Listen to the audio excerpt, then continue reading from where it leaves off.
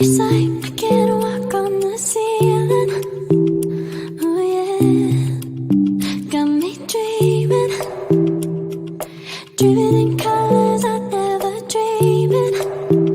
Oh yeah, I let you in deeper than I let anyone else before. Filling up with my broken pieces, took them all and made them yours. Didn't know what my heartbeat needed, skipping out, no I can't keep score. When I lose my breath, boy, you got me breathing. Oh, every little thing you do, every time you hold me, take me higher, higher. Every little thing you do, every time you hold me, take me higher, higher. Oh,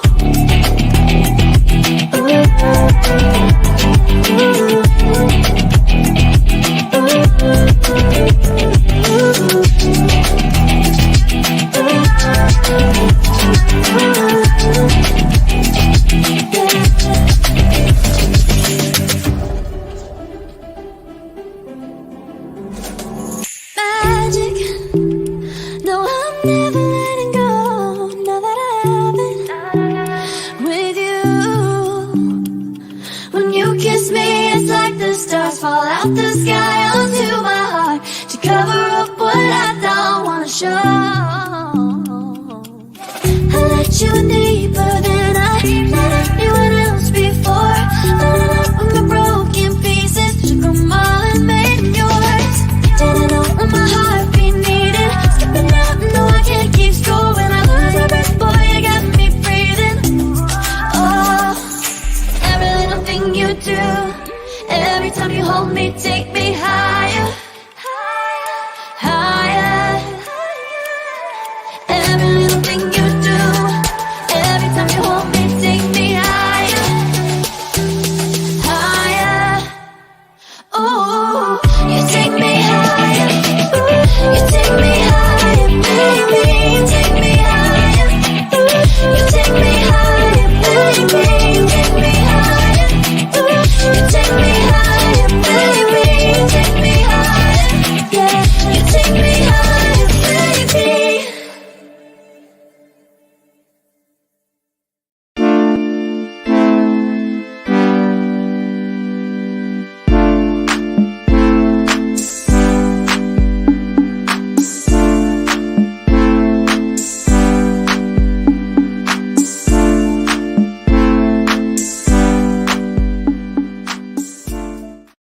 Welcome to Radical Truth, the Power, the Progressive News Show with Let's BS3. I am your host, Marlon, and I have no idea where everybody else is.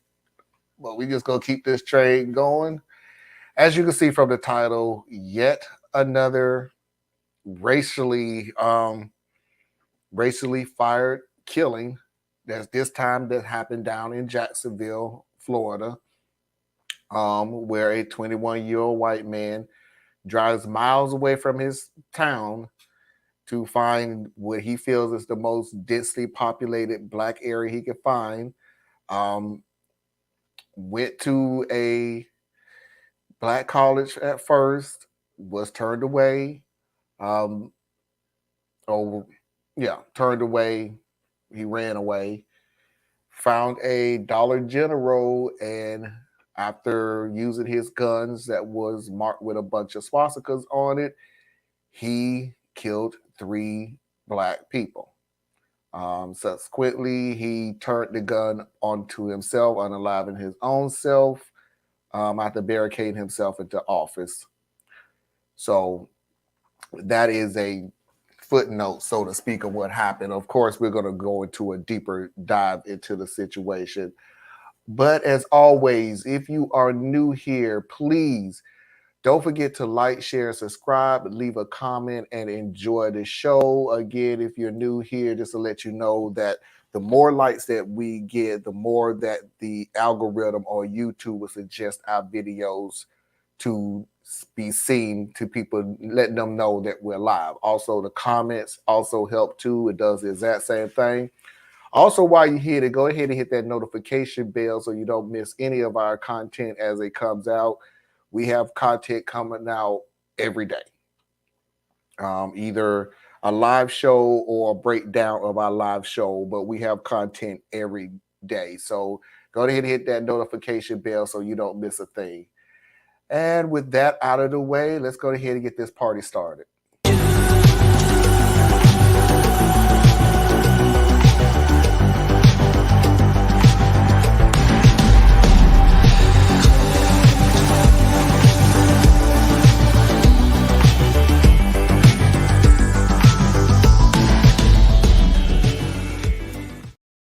So I gave a synopsis of what happened. It was just footnote, a synopsis, a quick thing. So let's go ahead and get into a little deeper dive into what happened in Jacksonville. About this shooting, 3 black people were killed inside the Dollar General on Kings Road. That's in the Newtown area. This is near Edward Waters University. It all happened just after 1 this afternoon. Sheriff T.K. Waters says the gunman was a white man from Clay County whose gun had swastikas drawn on it and who left behind a manifesto indicating he was targeting black people. He turned the gun on himself after killing the 3 victims. And the FBI says they are investigating the shooting as a federal hate crime, and they have opened a federal civil rights investigation into this shooting. We have live team coverage tonight. Renata DiGregorio is on your side with how neighbors in the area are responding, and Tristan Hardy is on your side with what we know so far about the gunman. But first, tonight we want to start with Cheyenne Cole with a look at the timeline of today's events and what Sheriff T.K. Waters and Mayor Donna Deegan had to say in tonight's news conference. Cheyenne. Anthony, we've learned the shooter was at Edward Waters University on campus right before this deadly shooting. He was outside the library wearing a tactical vest when a security guard caught him and chased him off campus. Now, I've covered a lot of stories with Mayor Donna Deegan while she was campaigning, and since she's been elected, I've never seen her as solemn as she was today when she pulled up to the scene on Kings Road. 3 black people are dead after what authorities call a racially motivated shooting in Jacksonville by a Clay County man. At 11:39 Saturday morning, the shooter leaves his Clay County home for Jacksonville. At 1:18 in the afternoon, authorities say he sent his dad a text to check his computer. 35 minutes later, the shooter's family calls the Clay County Sheriff's Office. By this time, the shooting had already begun. I'm heartbroken that we lost those precious lives today. I'm heartbroken that the same communities seem to get targeted over and over again. I'm heartbroken that someone would be so sick as to want to target black people this way. Mayor Donna Deegan learned of the shooting around 2 o'clock Saturday afternoon and immediately went to the scene where she met up with Sheriff T.K. Waters. Sheriff Waters says the gunman left behind 3 manifestos, one for his parents, the media, and FBI. Portions of these manifestos detail the shooter's disgusting ideology of hate. Plainly put, this shooting was racially motivated and he hated black people. According to Sheriff Waters, the shooter acted alone. Authorities also don't know how the suspect got the weapons. Mayor Deegan says the availability of these types of guns needs to be under scrutiny. This profile is just the same. Almost every time it seems like a young white male with a semi-automatic gun with so often hate in his heart. We got to figure out why that's happening, and we've got to do what we can do as a community to stop that. Mayor Deegan's administration has been tasked with bringing back an old anti-violence initiative called the Jacksonville Journey. She says she hopes that bringing back this program will will alleviate some of this gun violence in the city. Reporting live in Jacksonville, Cheyenne Cole, First Coast News, on your side. Okay, so that's a little more of a deeper dive into what we were what I said at the top of the show.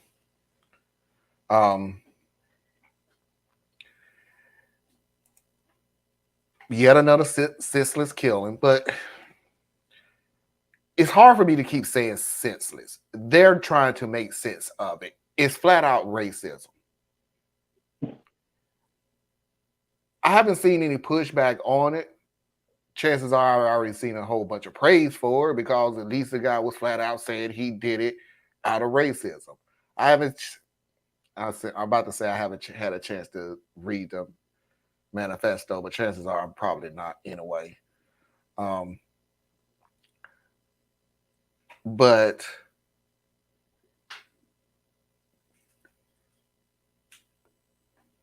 I blame the people who flame this. The woke nation propaganda, the elimination of the woke and all this other stuff, the attacks, the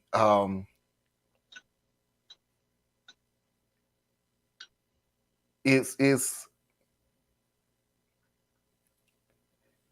to me it just seems is a little disheartening when I hear and you'll see later on Ron DeSantis and his statement about it when he's the main culprit of flaming these hate crimes, stoking the flames that's already been there since day one of this nation.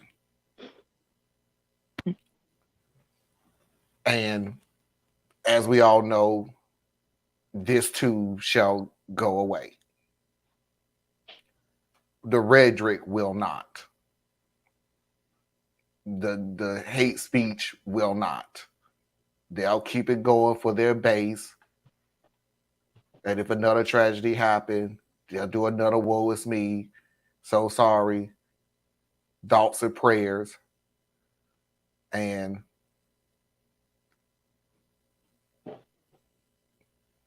lather, rinse, repeat. This is still having technical difficulty. I saw that. Anna, what you think?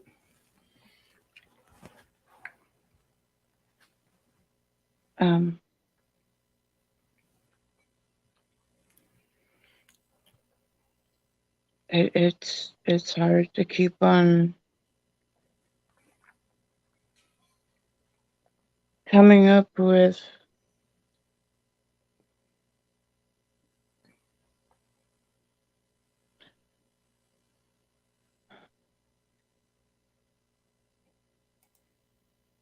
sorry.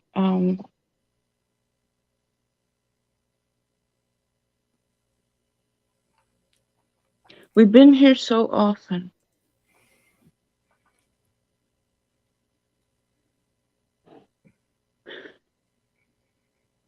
And yet I'm still at the core of it, I still blank as to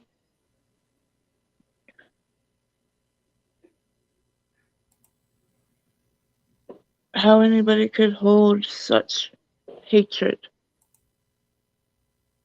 in their core.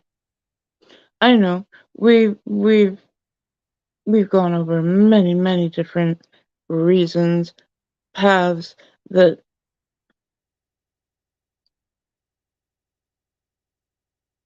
put this in people's heads. I really wish that the outlets that call themselves news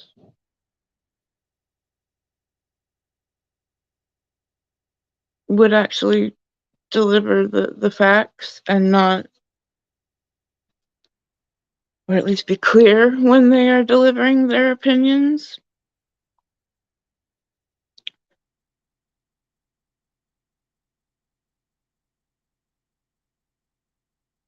We're here too much.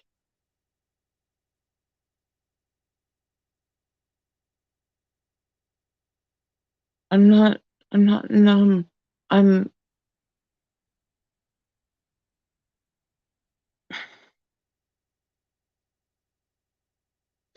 It's like now I've had to make a bubble of self-protection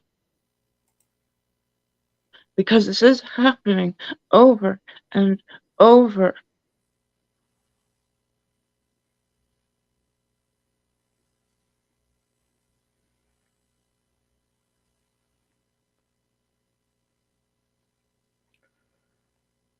I think we done got to the point now where we're at. why is this so quieter than the other times when situations like this occur?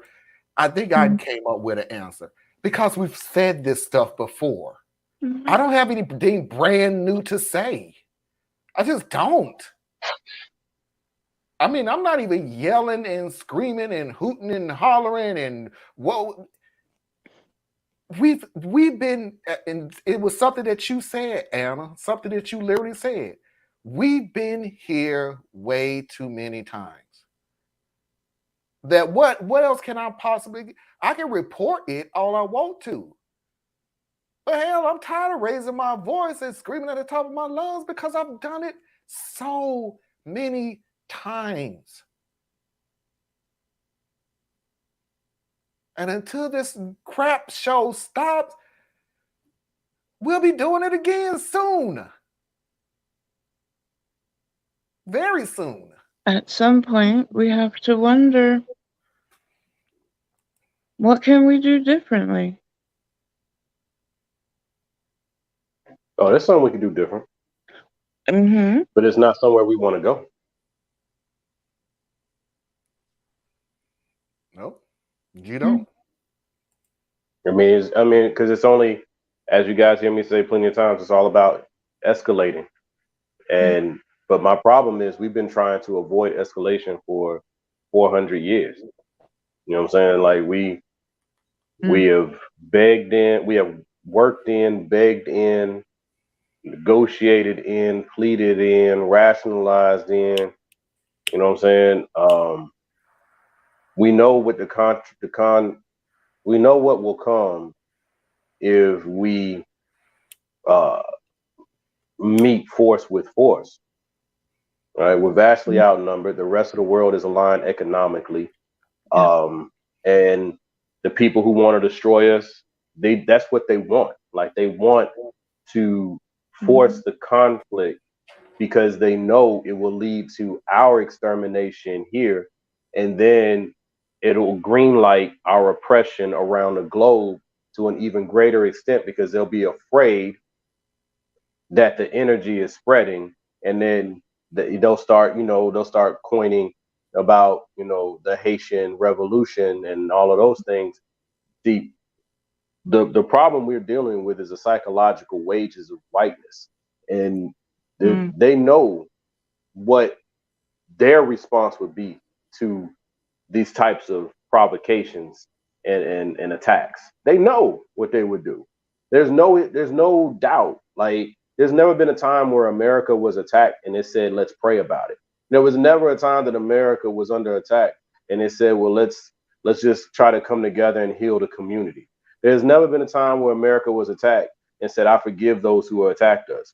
That has never been the American response. It has always been the response of those who are in the most vulnerable positions. And the psyche of whiteness is knowing what they would do and not understanding why it has not happened. So they are constantly preparing for it. So they displace their issues onto us because in their rationalizations, there's no way that you could keep taking this and not react. So we have to stay on you so that you're never strong enough to actually hurt us when you react.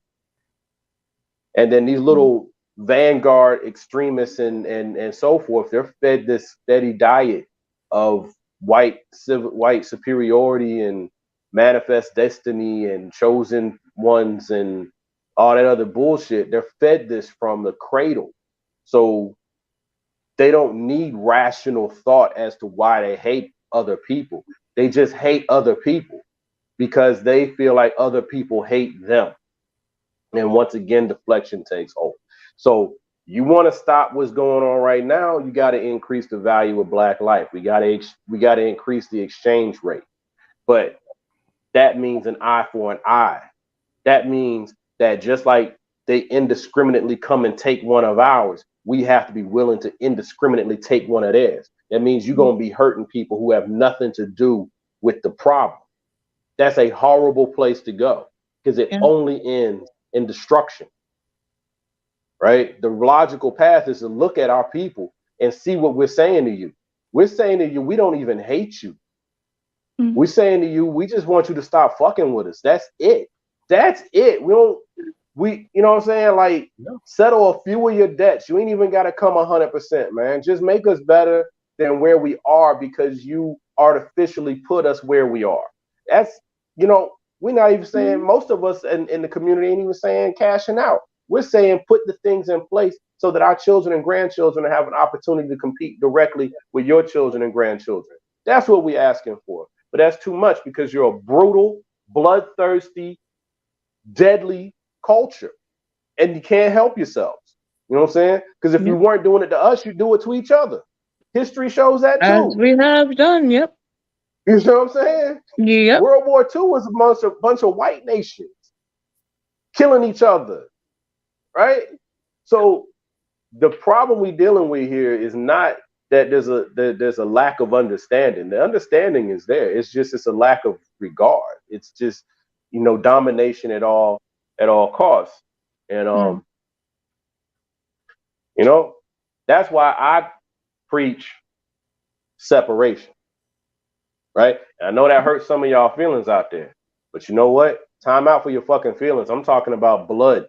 I'm talking about our children being killed. I'm talking about our children being warehoused in these fucking prisons and jails all across the nation for no other reason than the fact that they're black. I'm talking about our children having to be raped, having to be taught and educated by white teachers who have a paternal feeling towards us, but not a eternal feeling towards us. They don't really care about our children. They're just educating our children until they're no longer cute, and then they're a problem. And now all of a sudden they're being expelled and being set up and sent off to prison. I'm talking about take our children back from this fucked up white culture that is out to destroy anything and everything, including itself. I'm saying do business as business people, interact like every other minority group out there, do like many of our Latin brothers and sisters, do like many of our Asian brothers and sisters. We ain't gotta like or dislike each other. I got something you want to buy, I'll sell it to you. I need to go to work, you need to go to work. We show up at the office, we do our jobs together. We ain't gotta have a whole lot of small talk and none of that shit. And then when we done, we go our separate ways to our own communities. I hate to put it that way, but that's where you putting us. You know what I'm saying? Because here's somebody who wanted to go and attack an HBCU for whatever reason, lost his nerve, got distracted, thought the target was too hard, and pivots. I got the video of that one though. Yeah, so I'm done with it, man. For real. I'm done with it. Work with those who want to work with you, of any color, stripe, or background. Because the problem we're dealing with is ideology. It's not really color. So when I say white, please understand, white people out there, when I say white, I'm talking about your culture. Okay? And I'm talking about a certain strain of the ideology that pervades the active parts of your culture, not you as a color, right? But yeah, it's this one more man who killed some more soldiers in the battlefield.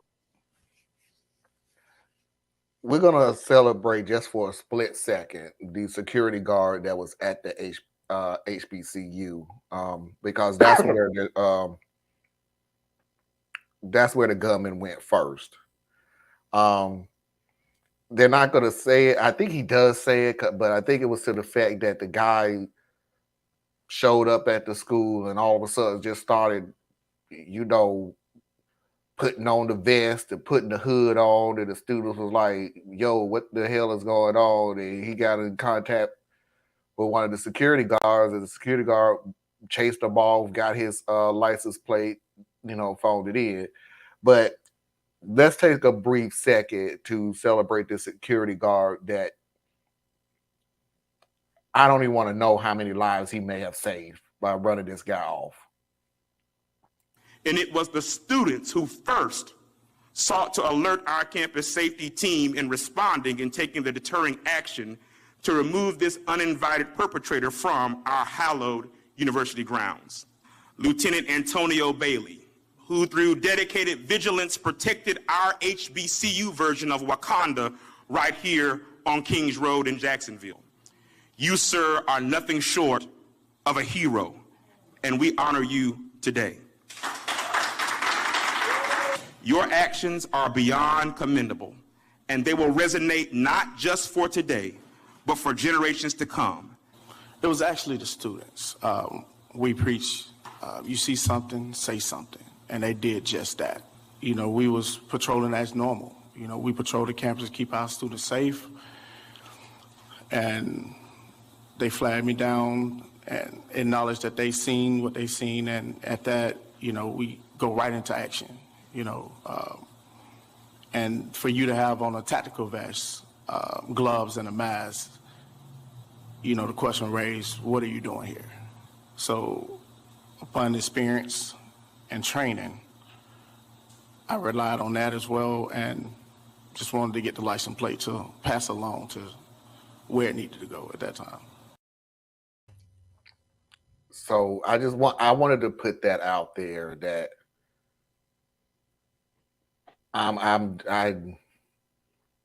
I shake at the idea of how many lives he saved running him off.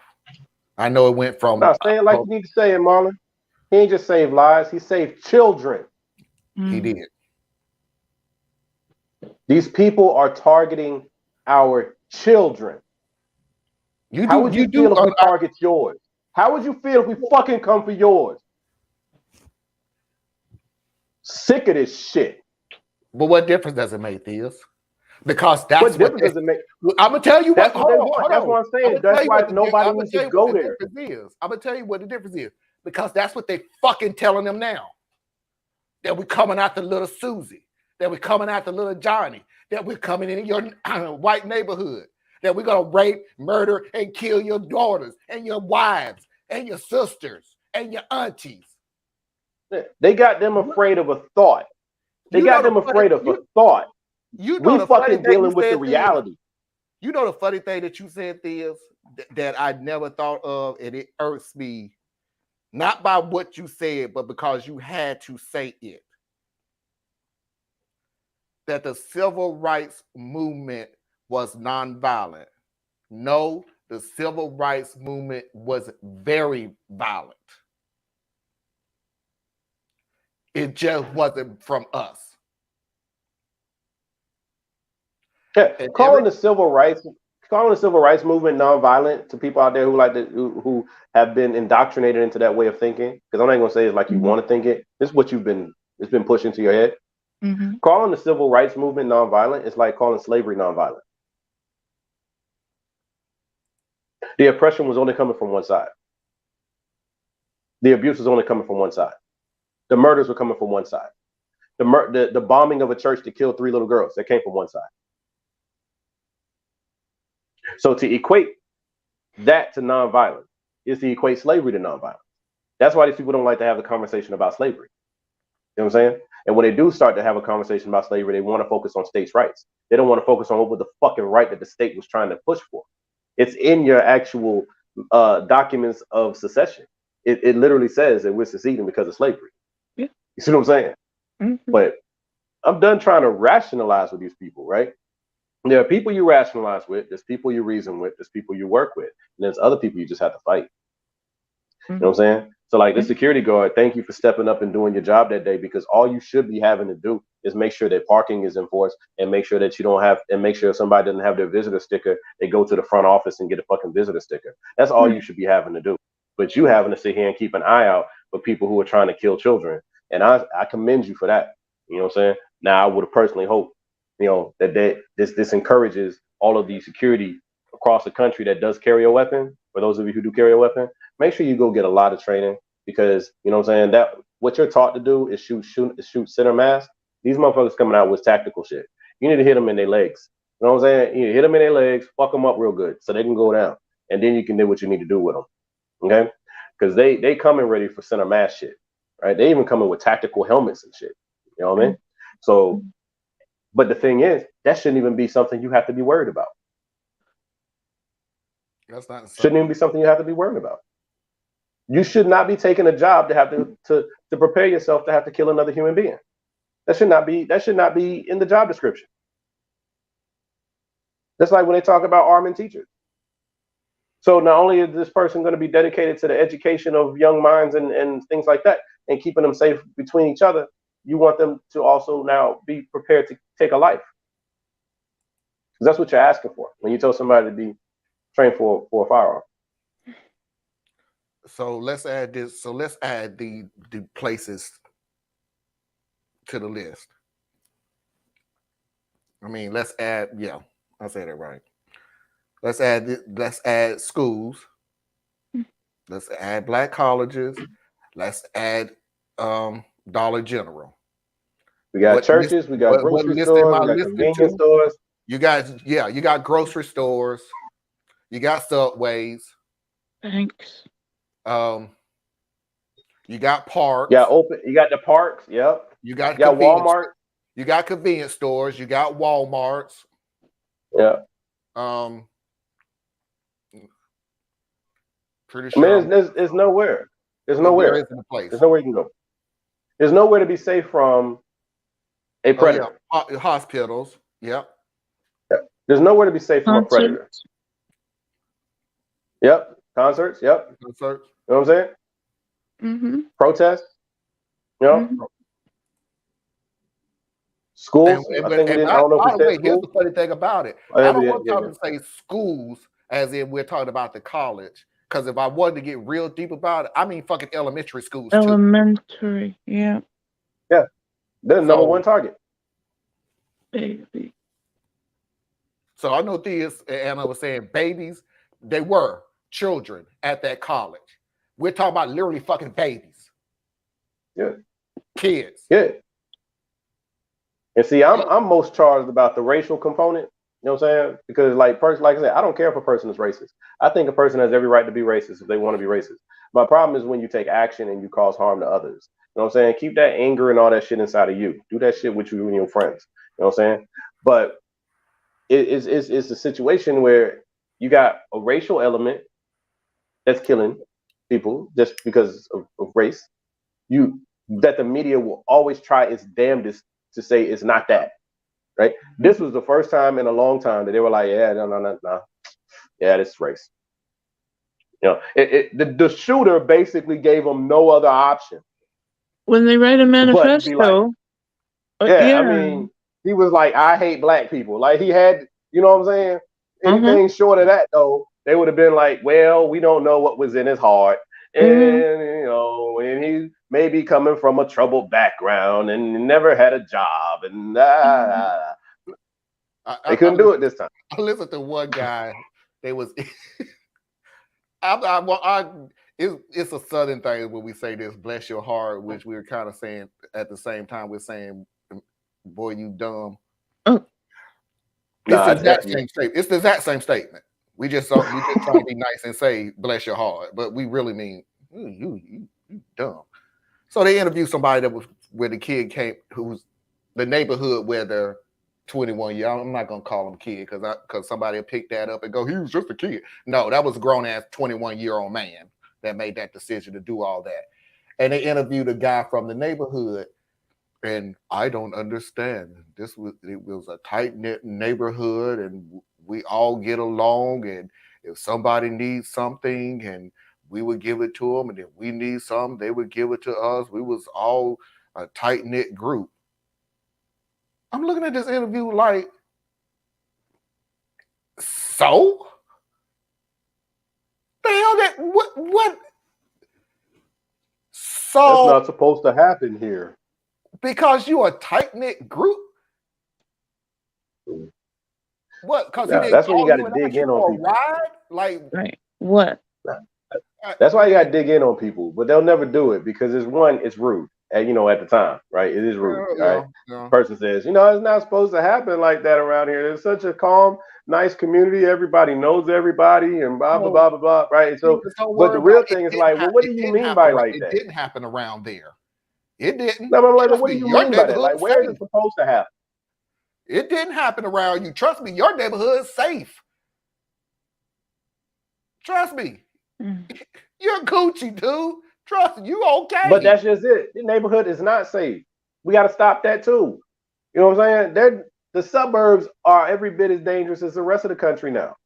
But we have been like completely inundated with this thought process that there's dangerous parts of the community. But the problem is you have dangerous parts of the community because of neglect or poverty or crime that's been allowed to get out of control. Those areas do exist. But we keep having these things popping up in the suburbs, man. We keep having these things popping off in nice areas because these shooters are looking for soft targets. You know what I'm saying? They don't, they're not knocking over drugstores. They're not fighting somebody because they're wearing a blue rag versus a red rag. Nah, they got whatever part of their life they didn't got to where they think that they want to take somebody with them.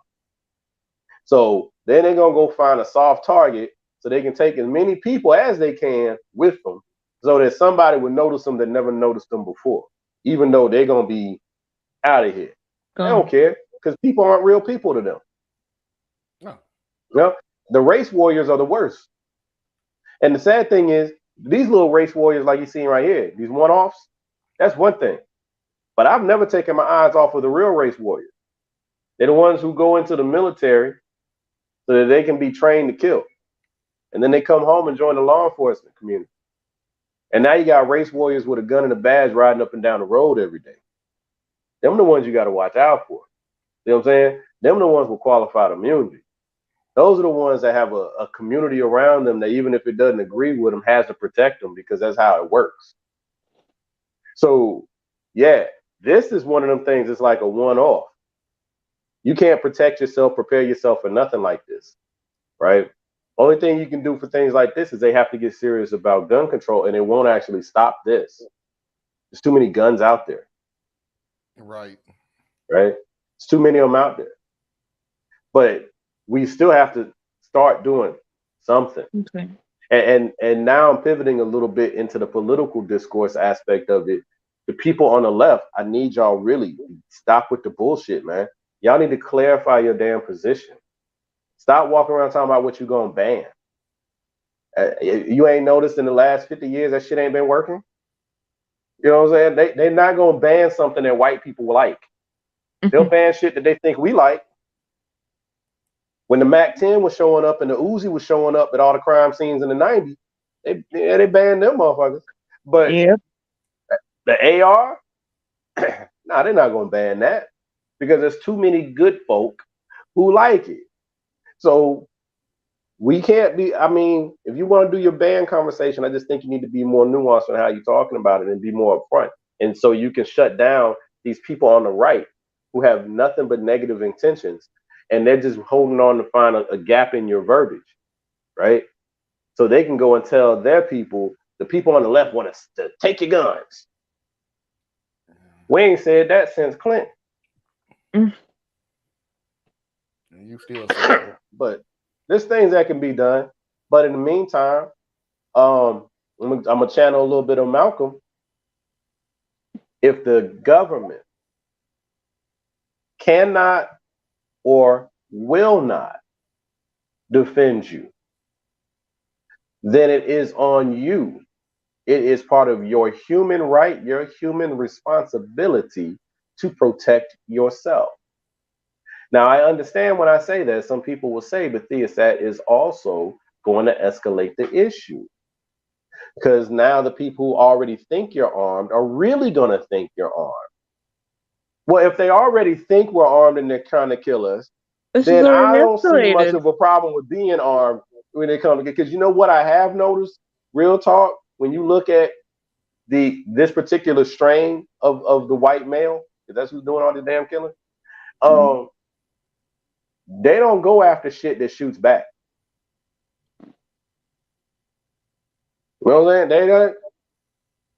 Them Bundy boys, when they stood up to the police, what did the police do? All right, man, look, I just need you to calm down.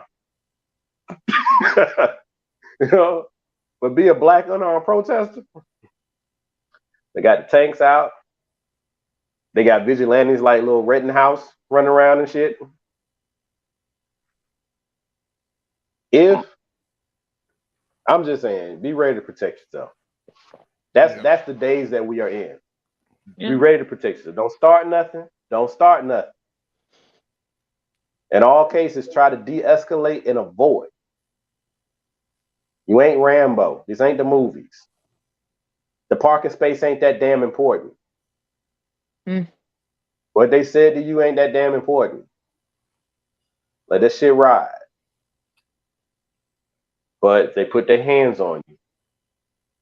I believe you need to respond with greater force. Whatever that might require.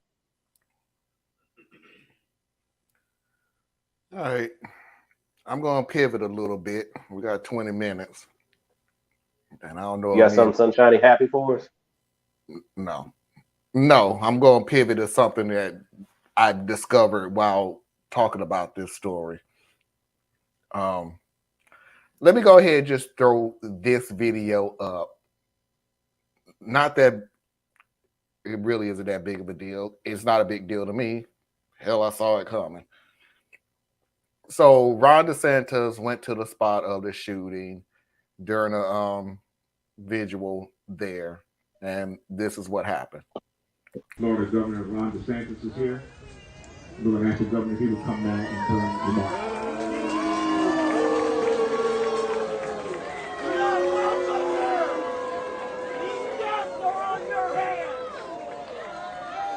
Thank you for doing this. I want to just say to the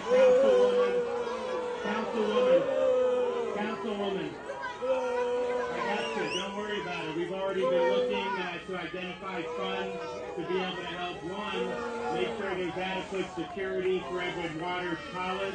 We are not going to allow these institutions to be targeted by people. Your policies cause this! These deaths are on your head! Okay. That actually was an introduction. That wasn't part of the whole, haha, look at him getting booed and everything. Three damn people died. I'm not in the damn mood to be laughing at somebody who, again, I purposely put on that mission that he was the one who's flaming this shit. So that ain't the time for that. You want to get your giggles out, go do it on your own time. I'm not in the mood for that. But what I do want to do is, if you paid attention to the video, there was a woman who grabbed the microphone. And I was wondering, I saw a video where he did wind up finishing the video. When he wound up finishing his speech. So I went, wait a minute, what the hell happened? What happened between him getting booed and him finishing his speech? Because when he finished the speech, nobody was booing anymore. So I went, wait a minute, what happened? What did she say? Jacoby Pittman is the city councilwoman who was the one who picked up the microphone. So I looked up what she said. I was just really curious at what she said to calm the group down. I'm going to play the video, and then I have a small little rant to make. Okay, listen, y'all. Let me tell you, we finna put parties aside, cause it ain't about parties today. A bullet don't know a party, so don't get me started.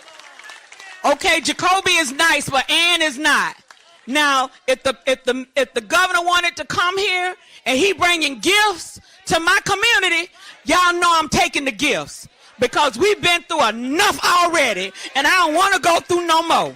Now, y'all just be quiet just a minute and let the governor say what he gonna say, and we gonna get this party started. You hear me? Okay, let's do it.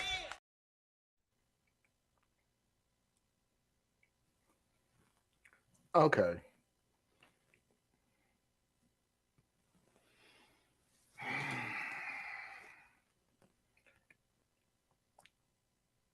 Number one, a bullet don't care what party you in. You fucking idiot. We're not ratting on him because he's a fucking Republican. We ratting on him because he's the one that's flaming the fucking hate that we already got in this country. We don't give a damn if he was a Democrat. If he was saying the same shit, we would still be saying it. We would still be getting booed. You think because he got an R after his name, That's why they're booing.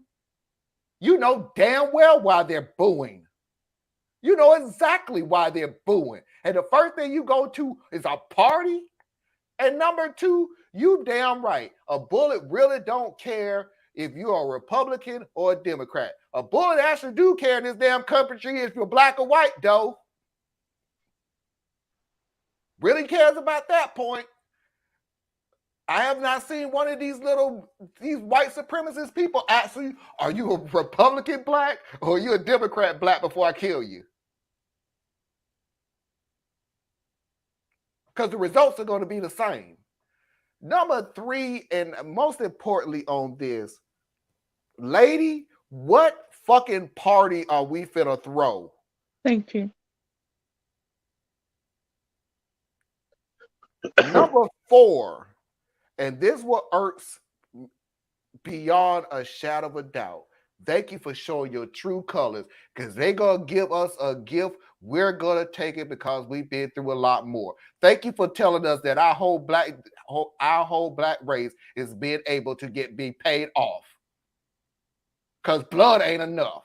Throw a little $1 million to it. By the way, in case y'all wondering why I'm a little upset about it, that money that Ron DeSantis is getting for security, they've been asking for it for years. For years, they've been asking Ron DeSantis to fund their security. And for years, they've been turned down. Please believe this is not a change of heart. Now he sees the way. Now he sees the light. This is, at the very most, bribery. Here's a few $1 million that I said that I was going to give you, but I really haven't given you. Oh, I'm really looking bad now. Now I found the money.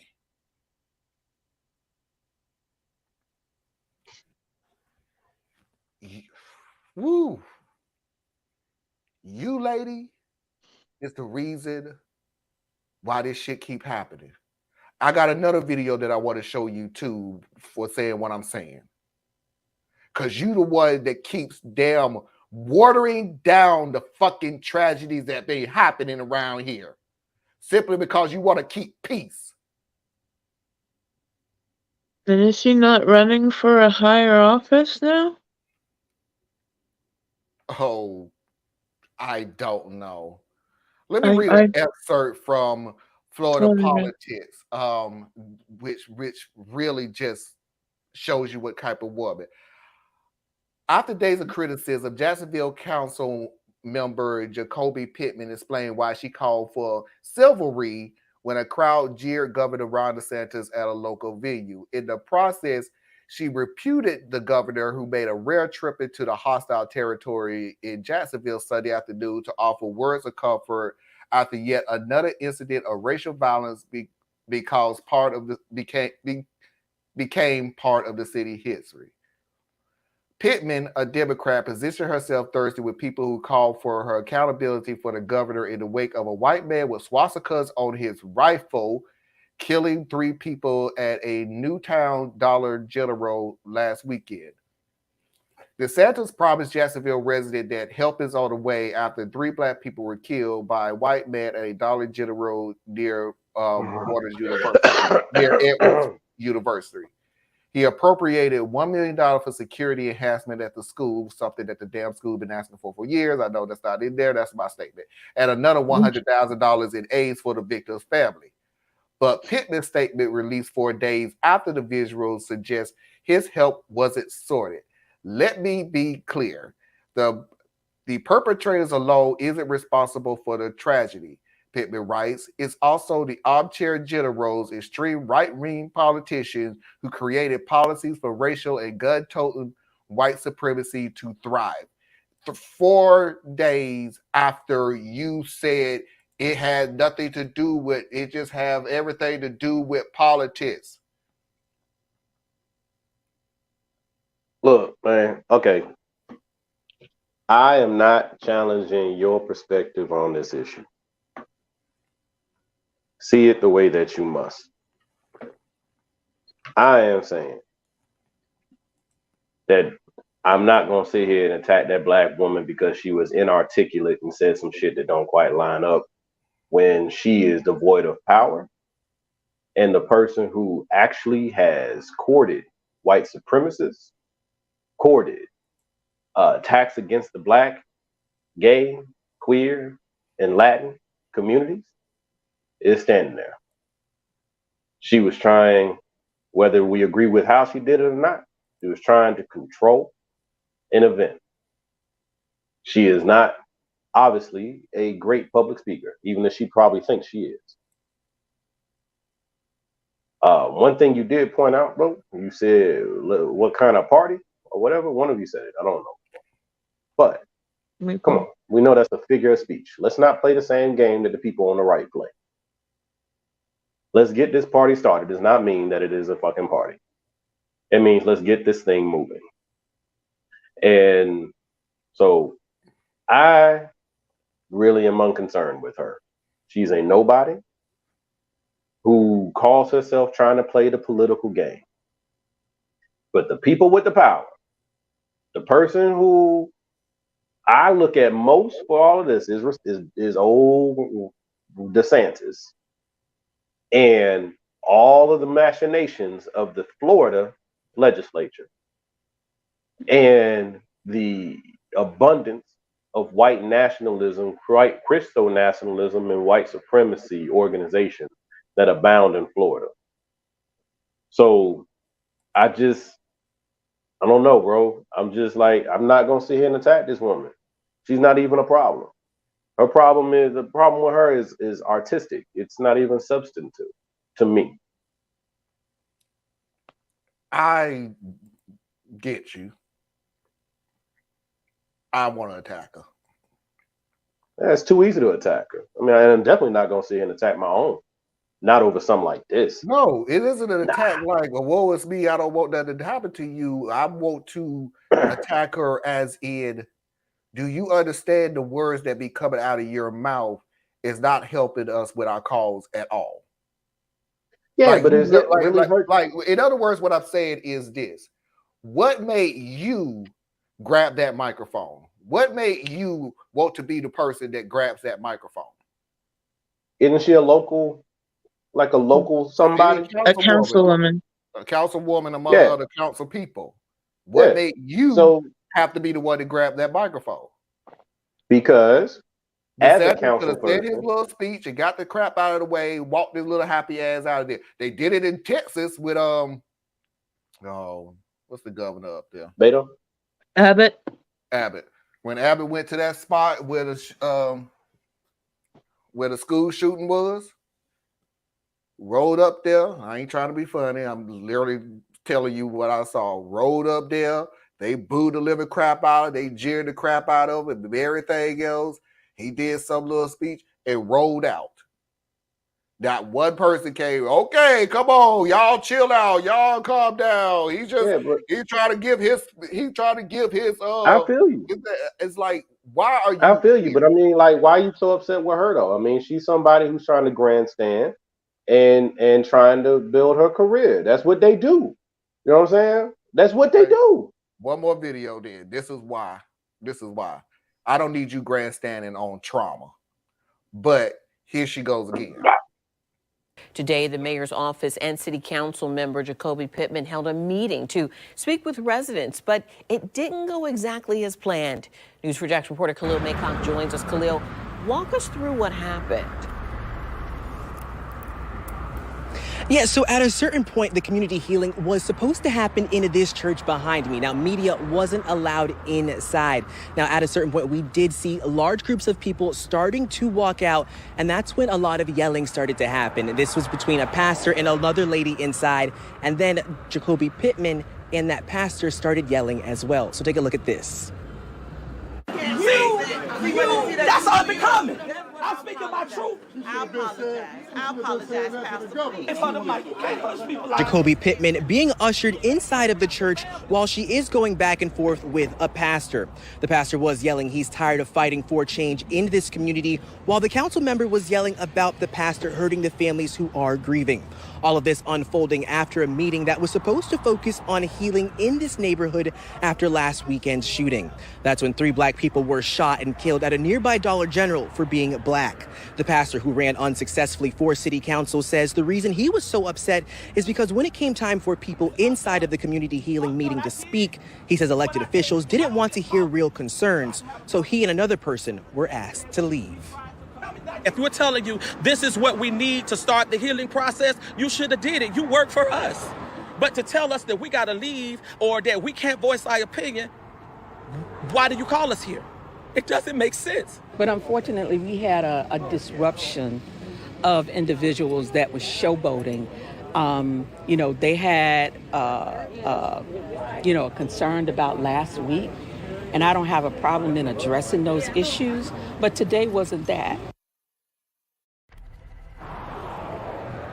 And that pastor mentioned he is going to start a recall for council member Jacoby Pittman. And we did bring that concern to the council member. And she said her record speaks for itself, so she's not concerned about that. And then she also reminded us that today was about the victims of last week's shooting, bringing healing to this area and healing to this neighborhood. Reporting live, Cleo Maycock, Channel 4, the local station. So even when you have a chance, I get a certain degree that we need to heal from this tragedy. But damn it, when somebody is coming up with some ideas so we won't have to fucking do this every other weekend. So some other family don't have to heal from this tragedy. For another family to not heal from this tragedy, to another family to not heal from this tragedy. When is the good damn time to talk about this? Other than here and now. When? Pick a time and date. And then I want every city council to sit down, shut the fuck up, and listen and actually do something so we don't have to hold this conversation every other weekend. But no, we're still healing. Well, I got a couple issues with it. So first of all, I hope the pastor does run against her. I hope they do recall her. I hope somebody else gets in there that's ready to go to work. She is obviously there to try to build her career. And I don't know, I'm so terrible at getting my point across, and I don't know how to do it better, but I have to find a way. I guess it's important to understand how I'm coming at this thing, right? I'm not new to this situation. So I don't look at each of these little things as something to fixate on, right? This woman has shown herself to be a problem, okay?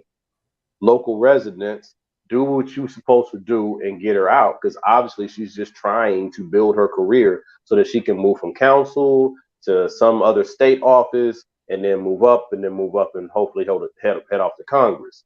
That is what I would assume that this lady is trying to do. So she doesn't want to burn any of the wrong bridges, and she's trying to play both sides of everything and all of that, all while becoming a known quantity in the media. I'm saying don't help her, right? So on that particular piece.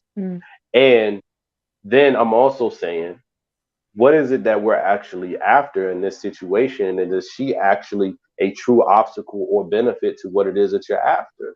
You know what I'm saying? Like, DeSantis is the one, and the state legislature is the one that can pass or repeal these crazy ass laws and put better things in place so that we can get past these things.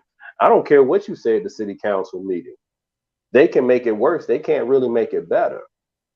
But either way, I'm glad that people are being active in their political situation, and they're doing it locally, and they're doing what needs to be done.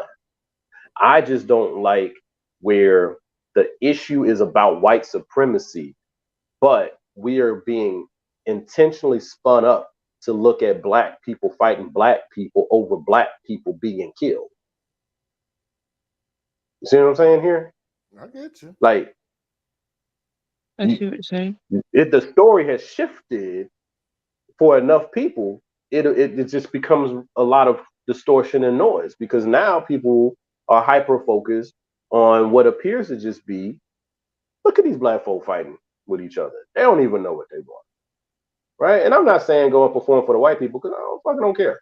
You know what I'm saying? I'm saying be focused on what you are actually trying to get to.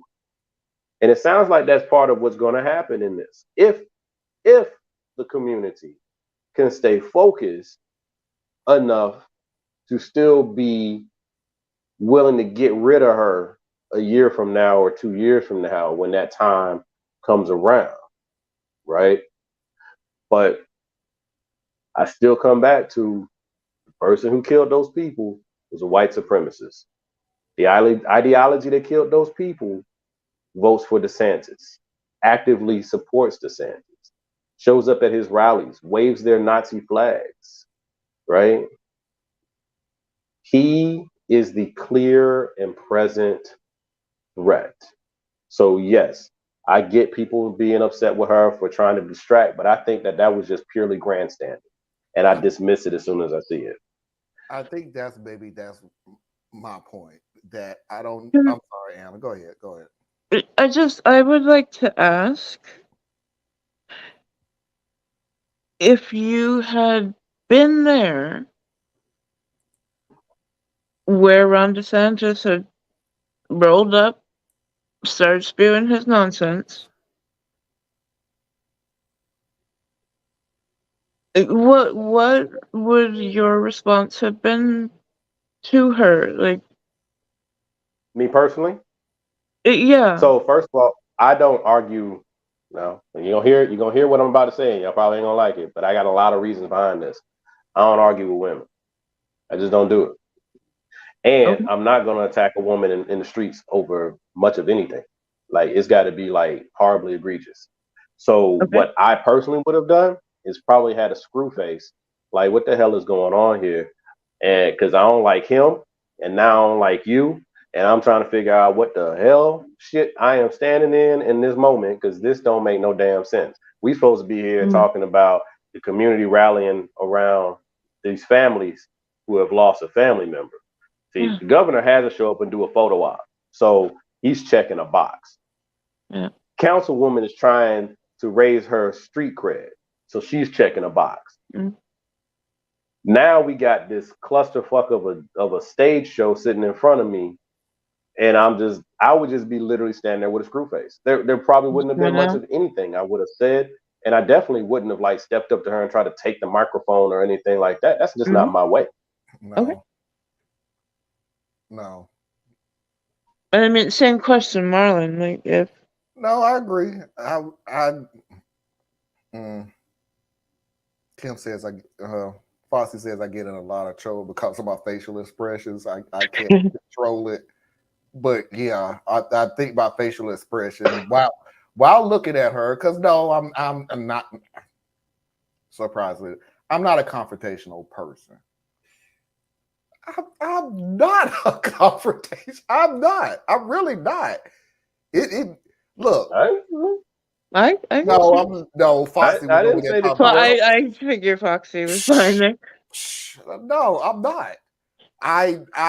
But my facial expression, I can't help that. I really can't. So my facial expression would have been the equivalent of, lady, what the fuck is you talking about? Yeah. And I probably would have had the old face like, oh my God, what are you talking about? Now, there would be a teensy tiny bit of confrontational because I literally would be looking dead smack at her while I'm doing it.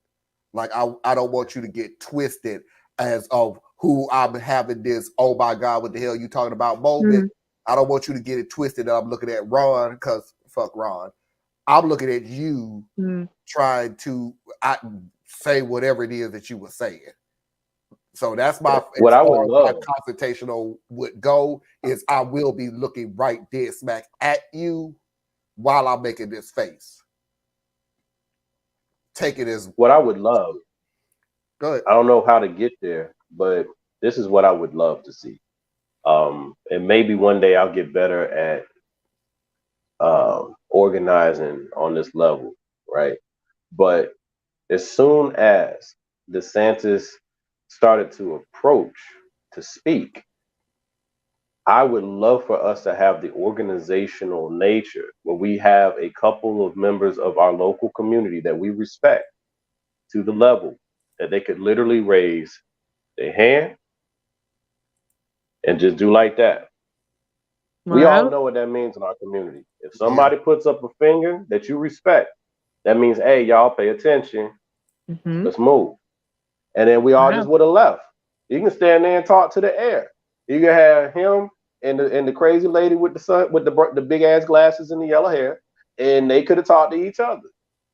You know what I'm saying? That's the biggest statement you can make. They still talking about that from when the Black Panther Party back in their time, when Ronald Reagan was sitting there trying to have his old funky ass speech, and the Black Panther Party started a conversation down the way, everybody left. Right? That's the level of I mean, we back in these times. We're back in the time where the fight is not undercover, it's in your face. Right? It's Would in it your have been face now. appropriate to join arms and try to prevent him from even approaching the microphone? No. I don't see the point in doing that because now you're going to jail for what? That literally would have escalated the situation. First of all, and another thing I have to make perfectly clear. Now there are those who would do that, and that's cool. I'm just saying that's not my style. That's not that, yeah. And I think the deal is this. If I'm listening to it correctly, I don't think, and of course we know why this didn't happen. I don't think anybody knew DeSantis was coming. I think he just they don't have to know. Showed up. Right, that's my point. Yeah. If we have, like, you know, I'm building out core, so hopefully there'll be those who feel what I'm saying on a larger scale, or even on small pieces where they might be able to tie in, and that's just what they want to do. But hopefully I can build that level of respect within that community that when I say it's time to go, we just go. Not because I'm in charge, but because you respect my judgment on what this particular situation is. So we need multiples of those, right? What sounds like this pastor who was confronting her at the secondary meeting, he has that kind of respect. And so he could be someone like that. So we just have to invest in ourselves and in our own community so that we can start to rebuild our own leadership. So that's one thing. When I talk about separation, I'm talking about things like that. I'm talking about, like, we need to actually build our own sub-government type structures. It's up to us to do it. No one can stop you. No one can stop you from voting for somebody in your local community to be your representative, so that when something goes down, it's the equivalent of having an alderman, right? So when something comes down, you call up Marlon, and Marlon's like, where do I need to be? And then he shows up, like Al Sharpton used to do, like, you know, I mean, I know people like to make a caricature of that man, but I mean, the people like that when you called on them, they hit the block. They're there. Right? Yes. And we can raise these type of people up again. And we don't have to build this like some massive, like, it doesn't have to be like the Black Panther Party. But I can tell you this, as you build it, they're going to try to make you look like the Black Panther Party, because that's what they did to the Black Panther Party. All right? Right. They're not going to let opposition go by, but that doesn't mean you don't build it. We still need to educate our children. We still need to help our elders with their medication. We still need to help our children have safe places to go after school. We still have to help families be able to afford daycare. We still have to be able to help people get out of week-to-week motel living. We still got to help. We still got to help. We still got to help. So I'm saying build these things up, build up these networks, unofficial networks. We cooperate with each other. I'm talking about doing it based on an ethnic basis, but you can do it on any basis, like I said on a prior video. And then you communicate, the head-to-heads communicate with each other. And now we can do things like that. So when he shows up, we didn't have to know he was coming. You know he's there because security shows up before he does. He ain't coming in there without, you know what I'm saying? I was noticing the guys. So, right? So as soon as you know he's there, as soon as you know Abbott's there, as soon as you know Trump is there, as soon as you know, just be out. You know what I'm saying? Let the cameras cover this, and they will take care of the story from there. They will take care of it from there. You ain't got to say shit. They'll be like, all the black people left. That is powerful. Maybe they'll do it. They'll do it. They'll slant it. They'll slant it. Like Fox would say, all the black people were so filled with anger that they just refused to even hear what the governor had to say. And then MSNBC and them will say something along the lines of, a new black militant movement is rising in Winnetonka, Minnesota. And, you know, they're going to say what they're going to say. Meanwhile, a storm is brewing in Seattle. Yeah. You know, let people talk. Let them say what they're going to say. You do what you got to do. They're always going to talk. Yeah. That's irrelevant now. It is now. It probably was then. They hated Martin Luther and you King. gave me some great ideas for the next community meeting. Thank you.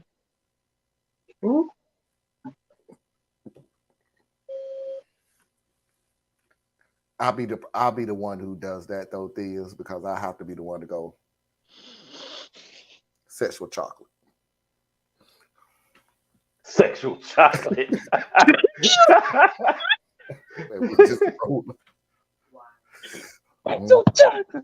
Sexual chocolate. And we all got to turn. We all have to literally turn like that.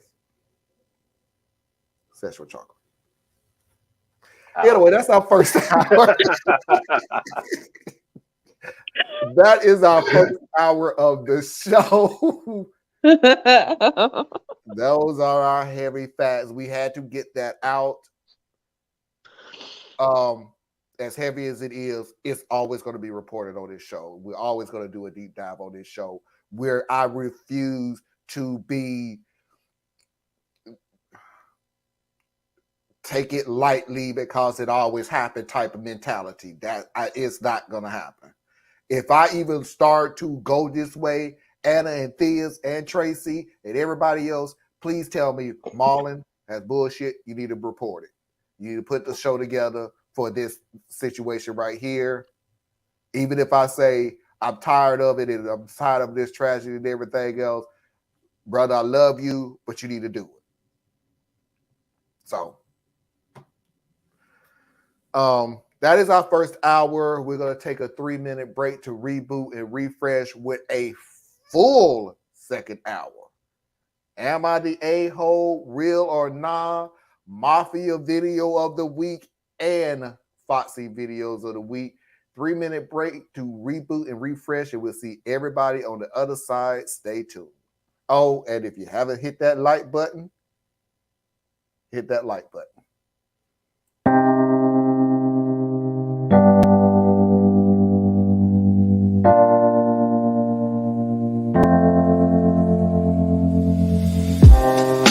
Living for weekends, wishing I could take a break from this world. Running on a hamster wheel, but searching for something I can't feel. I just wanna be a lost girl and fly. Take a breath, feel my wings spread, levitate above the ground and make eye contact with clouds. Now I'm rising, I'm soaring above it all. I just wanna be free, finally, I wanna be free, I wanna be free, finally, I wanna be free, finally.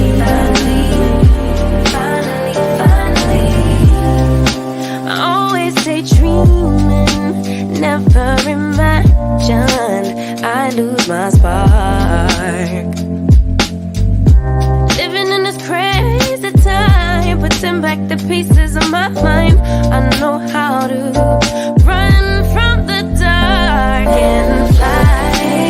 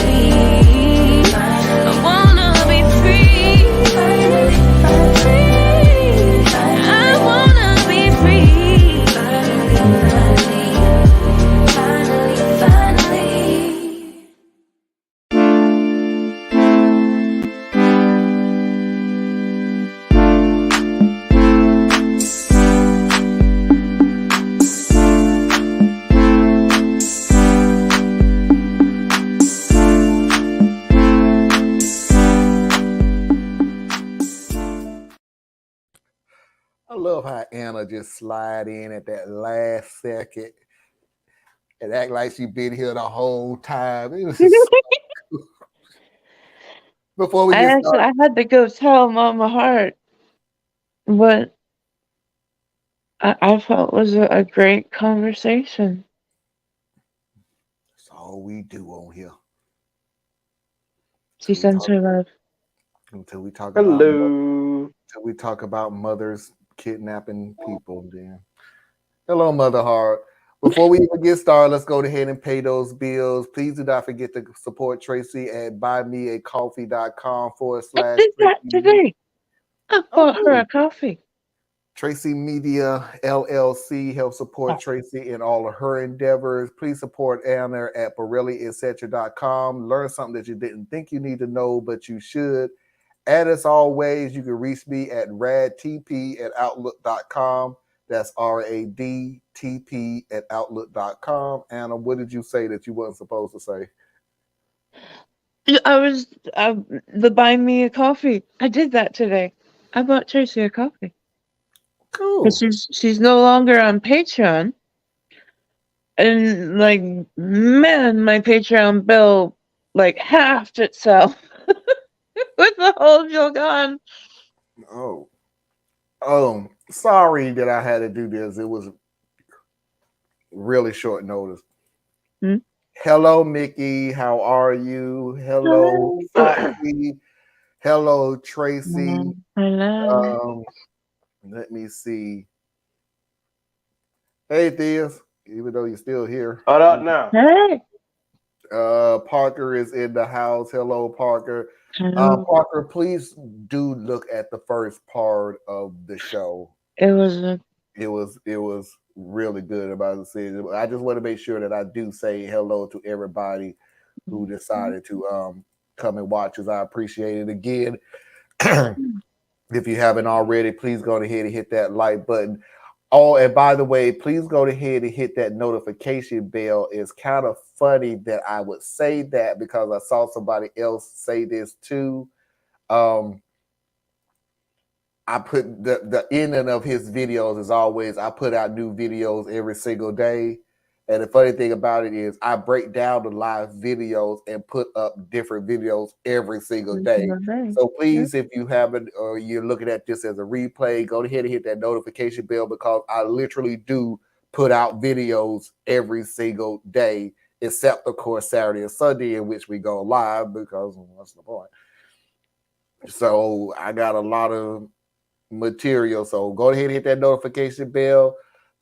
Please subscribe if you haven't already. We went from 5 yesterday to 4 today, reaching 300.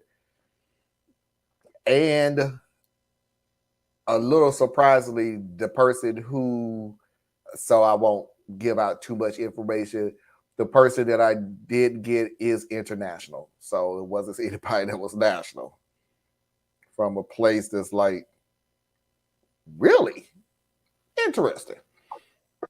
So, without further ado, am I the a-hole?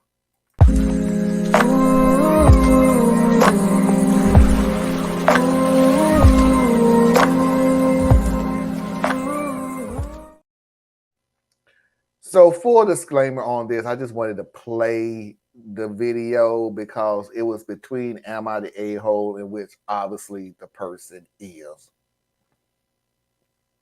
Please, we're not going to play that game.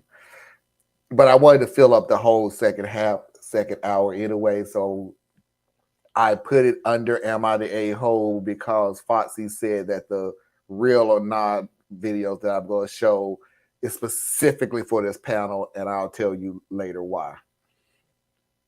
So off the bat, this person is an a-hole. What we're going to do now is try to figure out how big of an a-hole this person is. No. Okay, so for some background, I'm female 29, English, and I live in Italy with my fiance, male 37, Marco, Italian, and our daughter, 5 months old, Willow. I moved to Italy after graduating medical school, where I met Marco, and now I'm a resident in one of the hospitals. My father is a crap dad. Left my mom and me as he's been very inconsistent. He married Tammy when I was young, and she has never liked me, and she was also never able to have kids. So when I gave birth, my mom's side of the family came over to visit and meet Willow and look after both of us. Nothing from my dad or Tammy. So 2 weeks ago, they turned up unannounced, claiming to be in the area on holiday and wanted to meet Willow. She was getting a bit fussy and her combination fed, but as I was home, I grabbed a cover and let her latch on to me. Tammy says the breastfeeding will have to stop soon. I'm confused and asked her why, and she said it couldn't be kept up when Willow is with them. Now I'm even more confused, and I ask what she's on about.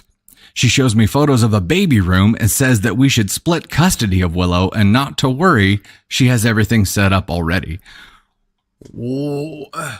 I just stare at her, but she carries on, claiming that the age gap between myself and Marco is unhealthy for a child to grow up with, saying it was obvious I needed help and she was happy to, and mostly that I was obviously more bothered about working than staying home with my baby, so I should just let her have Willow. But obviously she wasn't able to breastfeed, so we should stop that now. I tell her she can't be serious and think I'm giving her my baby, and she tells me to calm down. She's not asking for full custody, but she could provide a much calmer and stabler home and that I could always visit. She said it's what she deserves. Marco pushed everyone out and made sure Willow and I were all right. Since then, I've been really weirded out and have been getting texts from my father saying I need to let Tammy prove herself as a good caregiver, and Tammy has been sending loads of photos of the nursery she has made. Just to add so people don't get confused, I'm in Italy, but Tammy isn't. They had flown over here. Edit, to answer some common questions, my dad isn't actually on my birth certificate, so I think that limits his grandparents' rights claim. My mom is our nominated guardian for Willow. If anything happens to us, it's written in a will, and Willow goes to the daycare and a hospital that we both work at. Oh!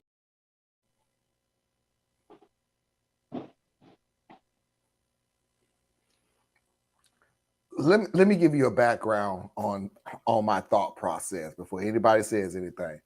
I was really putting this in the real or not category because fuck a what?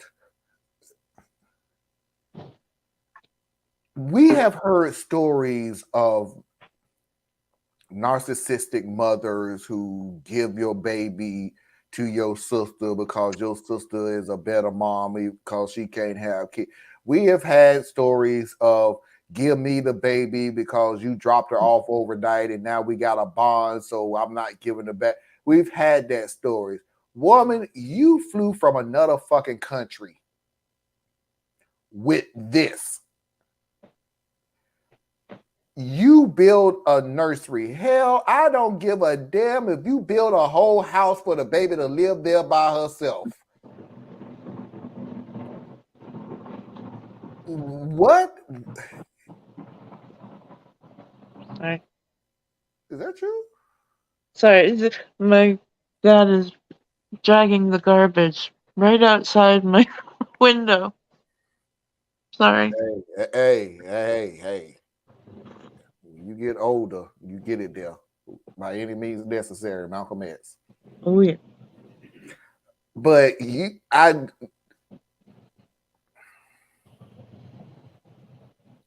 I would rather have the contest to try to figure out how quick to throw your ass out the house.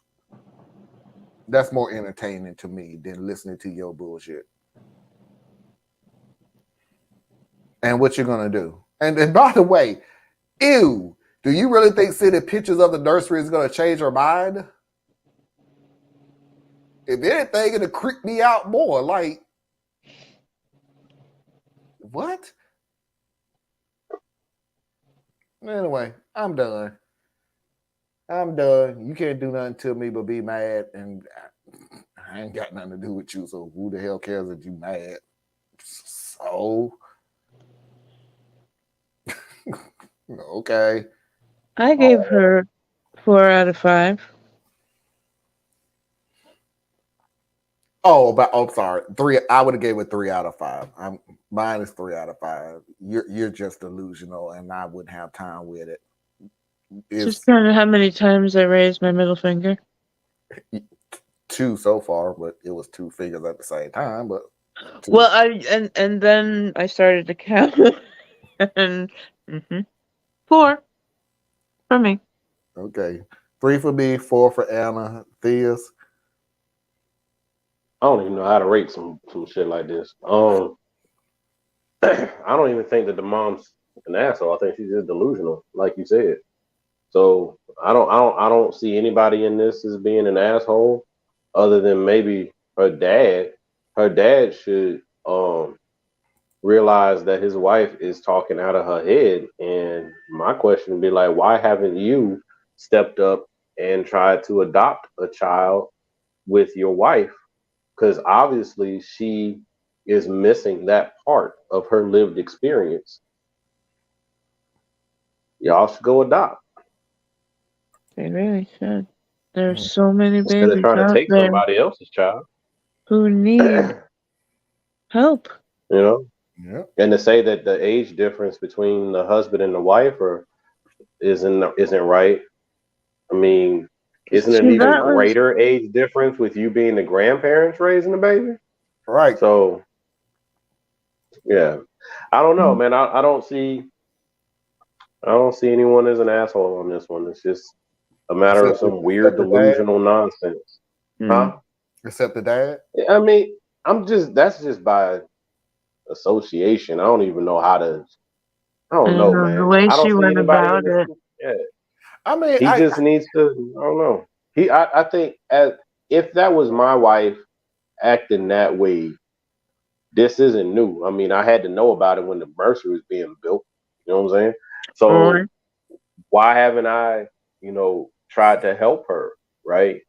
If I'm able. Maybe I'm not. Maybe he did try, and she's just too far out there. But yeah, I don't know, bro. I'm gonna go with y'all on what y'all say. Okay, so 4 or 5, so 3.5 out of 5. So yeah. And I didn't think about that concept is about the dad. The only thing that I could add to it, which would put the dad in the a-hole mode, is you pretty much proving you don't give a damn about your daughter. This is all about your wife. So even if you was not able to step up, but then again, like she was saying, and again, folks, we always put a disclaimer that we always get it from the OP point of view, but how skewed could this damn point of view actually be to make yourself look better? The woman showed up and said that she was going to take the kid to another country and raise her. So I don't know exactly how you could skew a story into your favor to make yourself look better and make the other person look bad. I don't understand how you could do that. But you didn't give a crap about your daughter all these years because you left them. And I don't know when she decided to get back into your life. You never said anything about that. But clearly, you still picking your wife over your daughter on some nonsense. And hear what I'm saying, because I had to make sure that I said nonsense.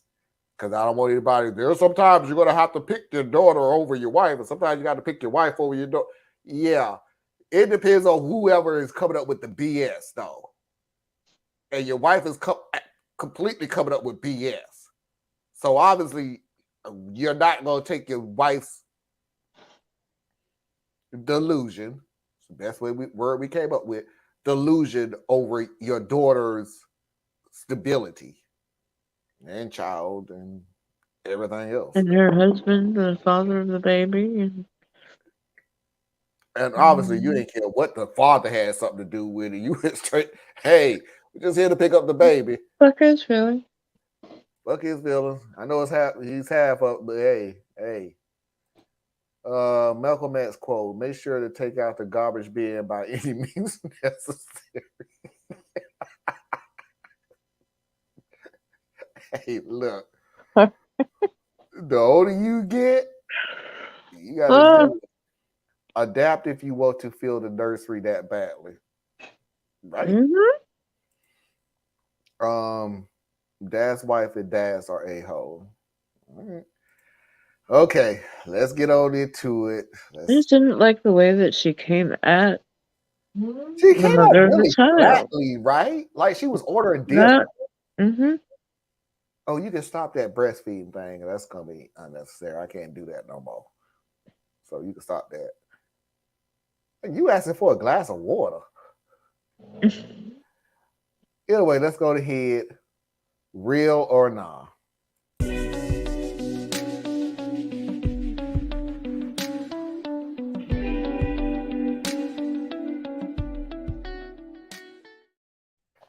So at the beginning of this, I just wanted to play this video. I wasn't even going to give it a title. Foxy wanted me to put it under real or nah. Okay. And the reason that she wanted me to put it under real or nah is... Oh, I'm going to tell the reason. Because they have to hear the truth. If anything that we do on this show, we tell the truth. The reason that I want to play this video is because every time something is cute and cuddly and nice and sweet and kind on this show, you think it's fake as hell. I'm literally, I guarantee you, I played that video about the grandma 3 years ago, and Fizz is still bringing it up to this day. This time you did it. This time I did what? You brought it up. You brought it up. I ain't bring it up. No, I brought it up because she brought it up. She told me that's a sweet story, but they're not gonna believe it. You know what? You right, because it's a nice story.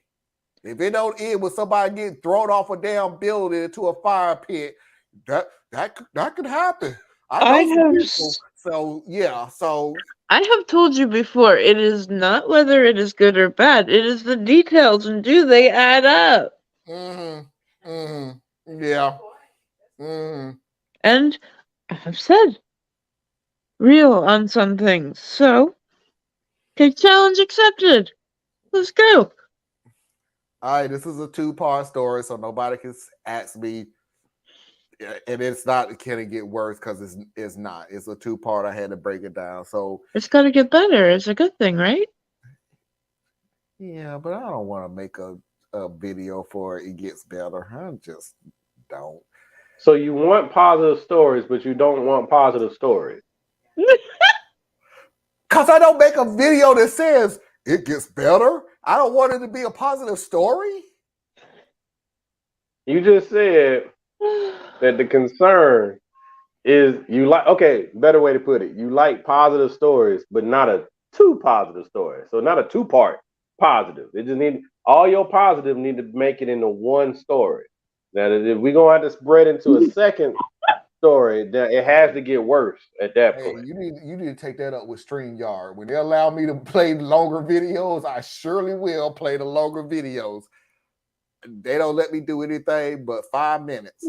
So I try to break it up. So anyway, with all the sarcasm out the damn way, I'm gonna go ahead and play this first video.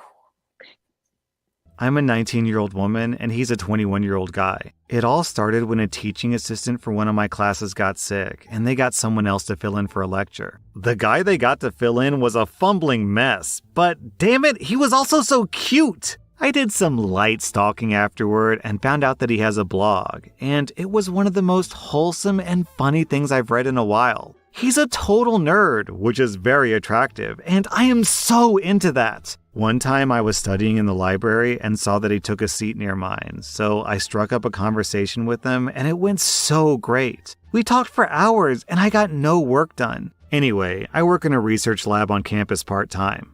This past week, my principal investigator was still out on vacation, but my mentor had full access to the lab, so I was free to do experiments unbothered. One of my close friends also works in the same lab as me, so we've been having a blast just hanging out in a basically empty lab. It was about 4 p.m. yesterday when we decided to go out into a hallway to just chill for a bit and eat some snacks. One of the doors to another lab that we were standing close to was open, but we didn't think too much about it since the entire floor was really deserted. We were talking about this guy she's seeing when she asked me if anything new happened between me and that awkward dude who guest lectured. I told her about what happened in the library and she started drilling me. We were micro-analyzing what happened, like, I feel like at least one time his eyes dropped down to my lips. Or, Did he stare at you for longer than 5.7 seconds? Because if he did, he for sure wants to passionately hug you. It was all just for fun. Then me, being the crass, unfiltered person I am, went and said, I would even let him do me in the butt if he wanted to, and we both burst out in laughter. Disclaimer, I was kidding. Then, out of nowhere, I hear footsteps coming out of the open door next to me, and both me and my friend whip around to look. Lo and behold, to my terror, the guy I like walks out of the door, gives us a barely concealed shocked look and says, hey, you guys might want to keep it down a little bit. Then he winks at me and goes back inside but leaves the door open. I gave my friend the most mortified look and she mouths, oh my god, that's him. I straight up bolt down the hallway and flee down the stairs with my friend chasing behind me until I reach outside the building where I promptly collapse on a bench. My friend comforted me amidst many fits of laughter while I died slowly due to sheer embarrassment that I brought onto myself. She searched up the name of the lab that is literally 3 doors down from ours, and sure enough, the guy is listed under our team. This guy doesn't have a LinkedIn or a Facebook status saying that he works there. I've never seen him in the hallways ever. Do I think he heard everything I said? Yes. Does his lack of any reaction worry me? Very much so. Do I want to dig a hole and bury myself into it? 100%.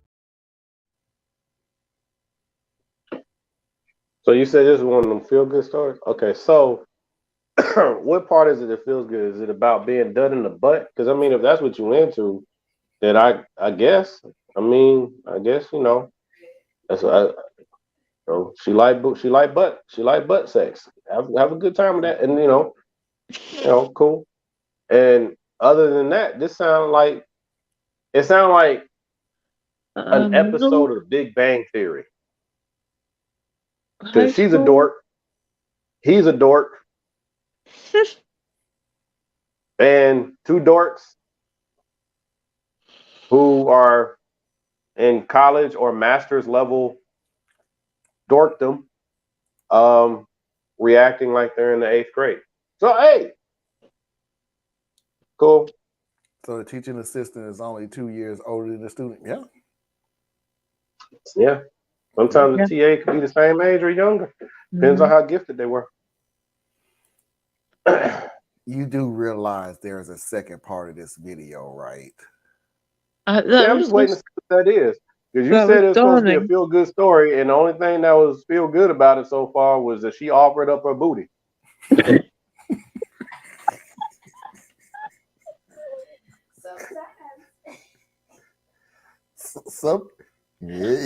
Sometimes it only takes.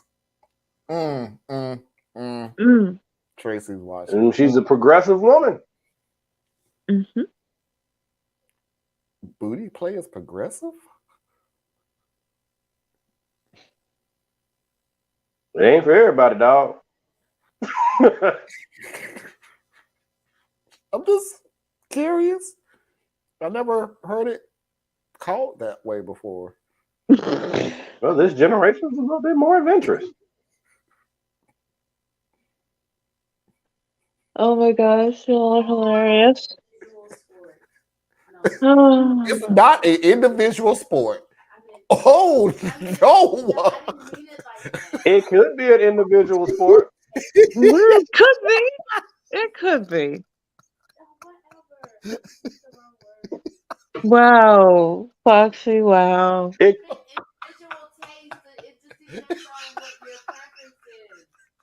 We've lost Marlon. Oh no. My stomach. Oh god.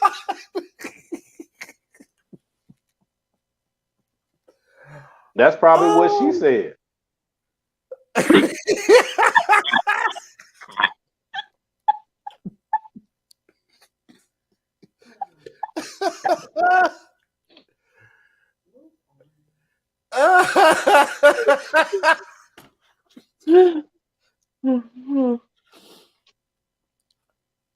Oh god. I will mute myself.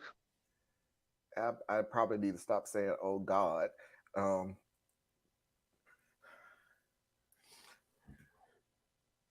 you're 19. It won't be the first time you embarrass yourself. Oh, absolutely not. You got ooh. It shouldn't be her first time embarrassing herself. That's what I'm saying. These are super dorks.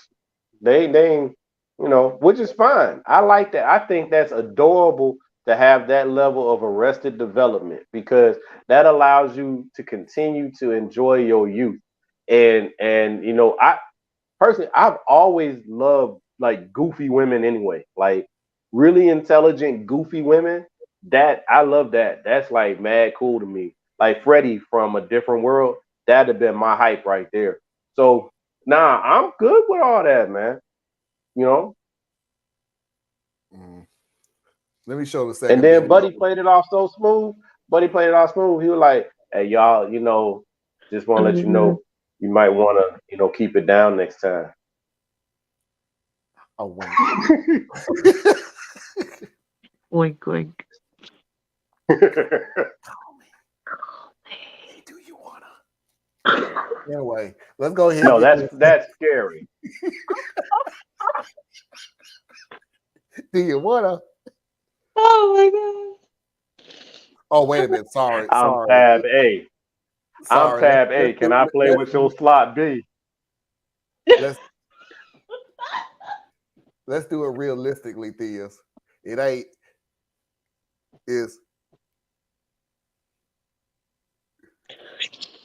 But anyway, let's go ahead and get to the second video so we can make more fun of these people. I didn't come back to the lab until winter break was over, hoping that the large influx of people would somehow prevent me from ever seeing him again. That did not happen. On my first day back, I was in the break room making some toast when this guy walks in. Oh no, I thought, knowing that a confrontation was probably inevitable and that I thought to apologize for my crass comment. But instead, I frantically looked away and focused on putting peanut butter on my toast, because if I do that, he can't see me, right? That didn't happen again. Instead, he came up right next to me, smiled, and said, "Hey OP, how was your break?" I looked up awkwardly and told him it was fine. Mainly, I just stayed on campus and worked at the lab. He told me that he basically did the same, but he went to see his family for a couple of days. He didn't bring up what happened either, thank God. Then he said something along the lines of, "Is that all you're having for lunch?" And I was like, yeah. I didn't come back to the lab until winter break was over, hoping that the large influx of people would somehow prevent me from ever seeing him again. That did not happen. On my first day back, I was in the break room making some toast when this guy walks in. Oh no, I thought, knowing that a confrontation was probably inevitable and that I thought to apologize for my crass comment. But instead, I frantically looked away and focused on putting peanut butter on my toast, because if I do that, he can't see me, right? That didn't happen again.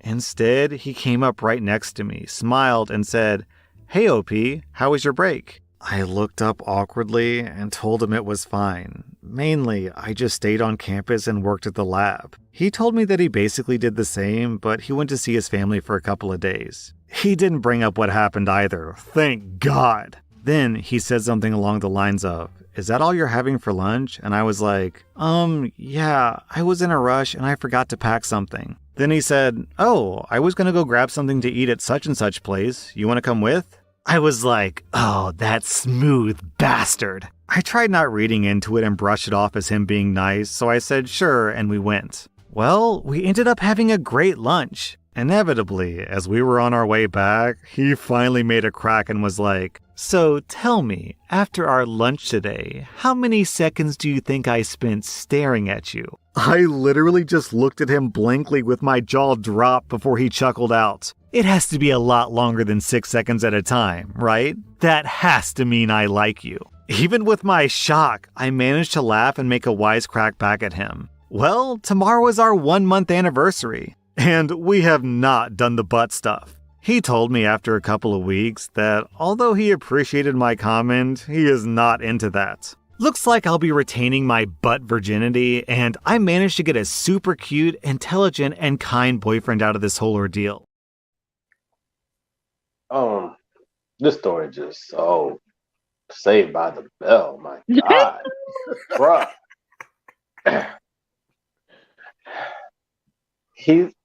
I was making some toast so I wouldn't have to like acknowledge him, and he still came and spoke to me. Like he could still see me, and then he offered to take me to lunch. Can you believe he offered to take me to lunch? Like, how did he know that we were gonna have a lunch break later? And then we went to lunch, and he was a nice person. And this one of them people who do that. Your friend, you know that friend that can't tell a story to say they like this. That friend. Oh, let me tell you what happened to me today. But girl, this is what happened to me today. I met a person after I was eating toast, and it was so funny. And then we had a good lunch, and now he's my boyfriend.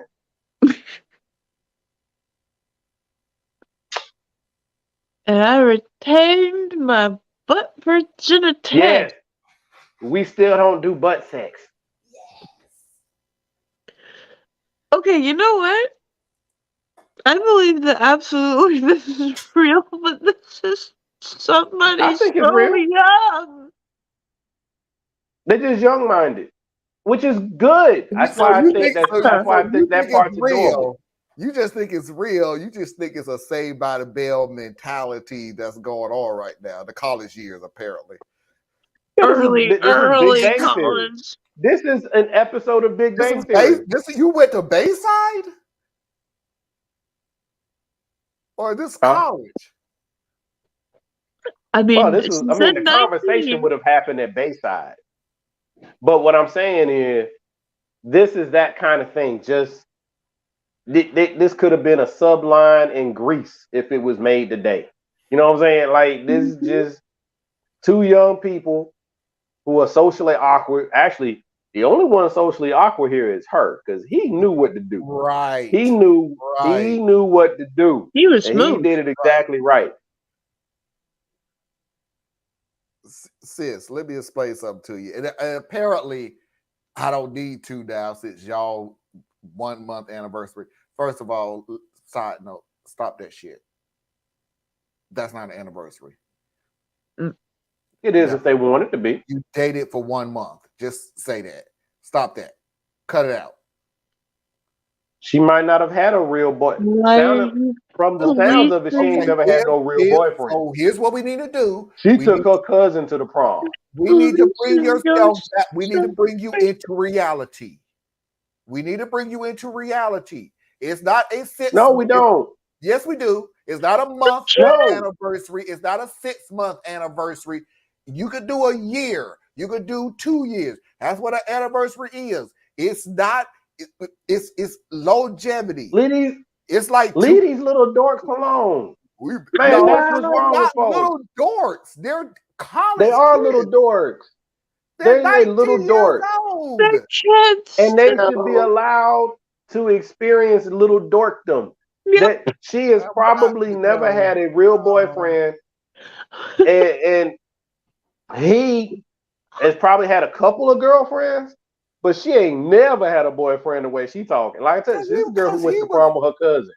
He left. Okay? He left the door open for you after hearing what you were saying, lady. That was your right there. But I'll go with what Thiz was saying. If you ain't experienced that before, right? It sounds like cute little kid stuff. So I'm saying that they are acting. Well, correction, not that she is acting like someone should act in middle school and high school, because she was probably so focused on her education, so focused on what she wanted to do, that she didn't do that part when she was at that age. So here she is in the latter part of college, and she's starting to experience what life is beyond just her studies. So the experience of dating a boy is new to her. So hey, 2 months relationship, clap. First, and also, I started dating when I was younger. I get that, and I was a goofy looking child. Okay, I had an extended cap stay. But the thing is, I've only had two relationships that lasted more than a year, and I married both of them. My longest relationships are 3 months long. They were 3 to 6 months. That's about how long you gonna get out of me. Because I'll be like, I'm bored, I don't like you no more, and I move on. I'm not gonna say I can beat you because I can't beat you. Well, that's because you was a player, dog. You was a player. I wasn't a player. You know what I'm saying? I really wasn't. I was a spectator that do the rules. You know what I'm saying? Up until this point, with Foxy, every relationship, no matter how many numbers you want to put to it, being funny, you was a player, blah, blah, blah, blah, blah. I'm telling you off the bat, every relationship I've been here literally lasted 2 years.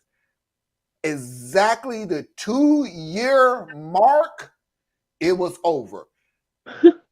Whether it was on her or on me, but it never lasted 2 years. Foxy is the only person. Foxy is the only person that look. And yeah, I'm finna put her on blast because she's not in the room with me. I asked her it's a long time ago, obviously. It's a long time ago when I asked her. But I did ask her, well, how long did you expect our marriage to last? A year? Really? What the fuck did you marry me for then? If it was gonna last a year. What was the damn point? You didn't have that to do on our anniversary date? Well, I got to do something for a year. You know, 2009 is gonna happen one way or another. Why not? Right. We didn't have shit to do that damn day. And I just had this dress sitting around. And you know what? I've been feeling close to God, so let's go to church. What the hell is you doing? What are you talking about? Do you got a suit? You got some friends? You know what? I blame Jagged Edge. That's who I blame. Because that song, we ain't getting no younger. We might as well do it. Let's get married. You know what I'm saying? That's, you know.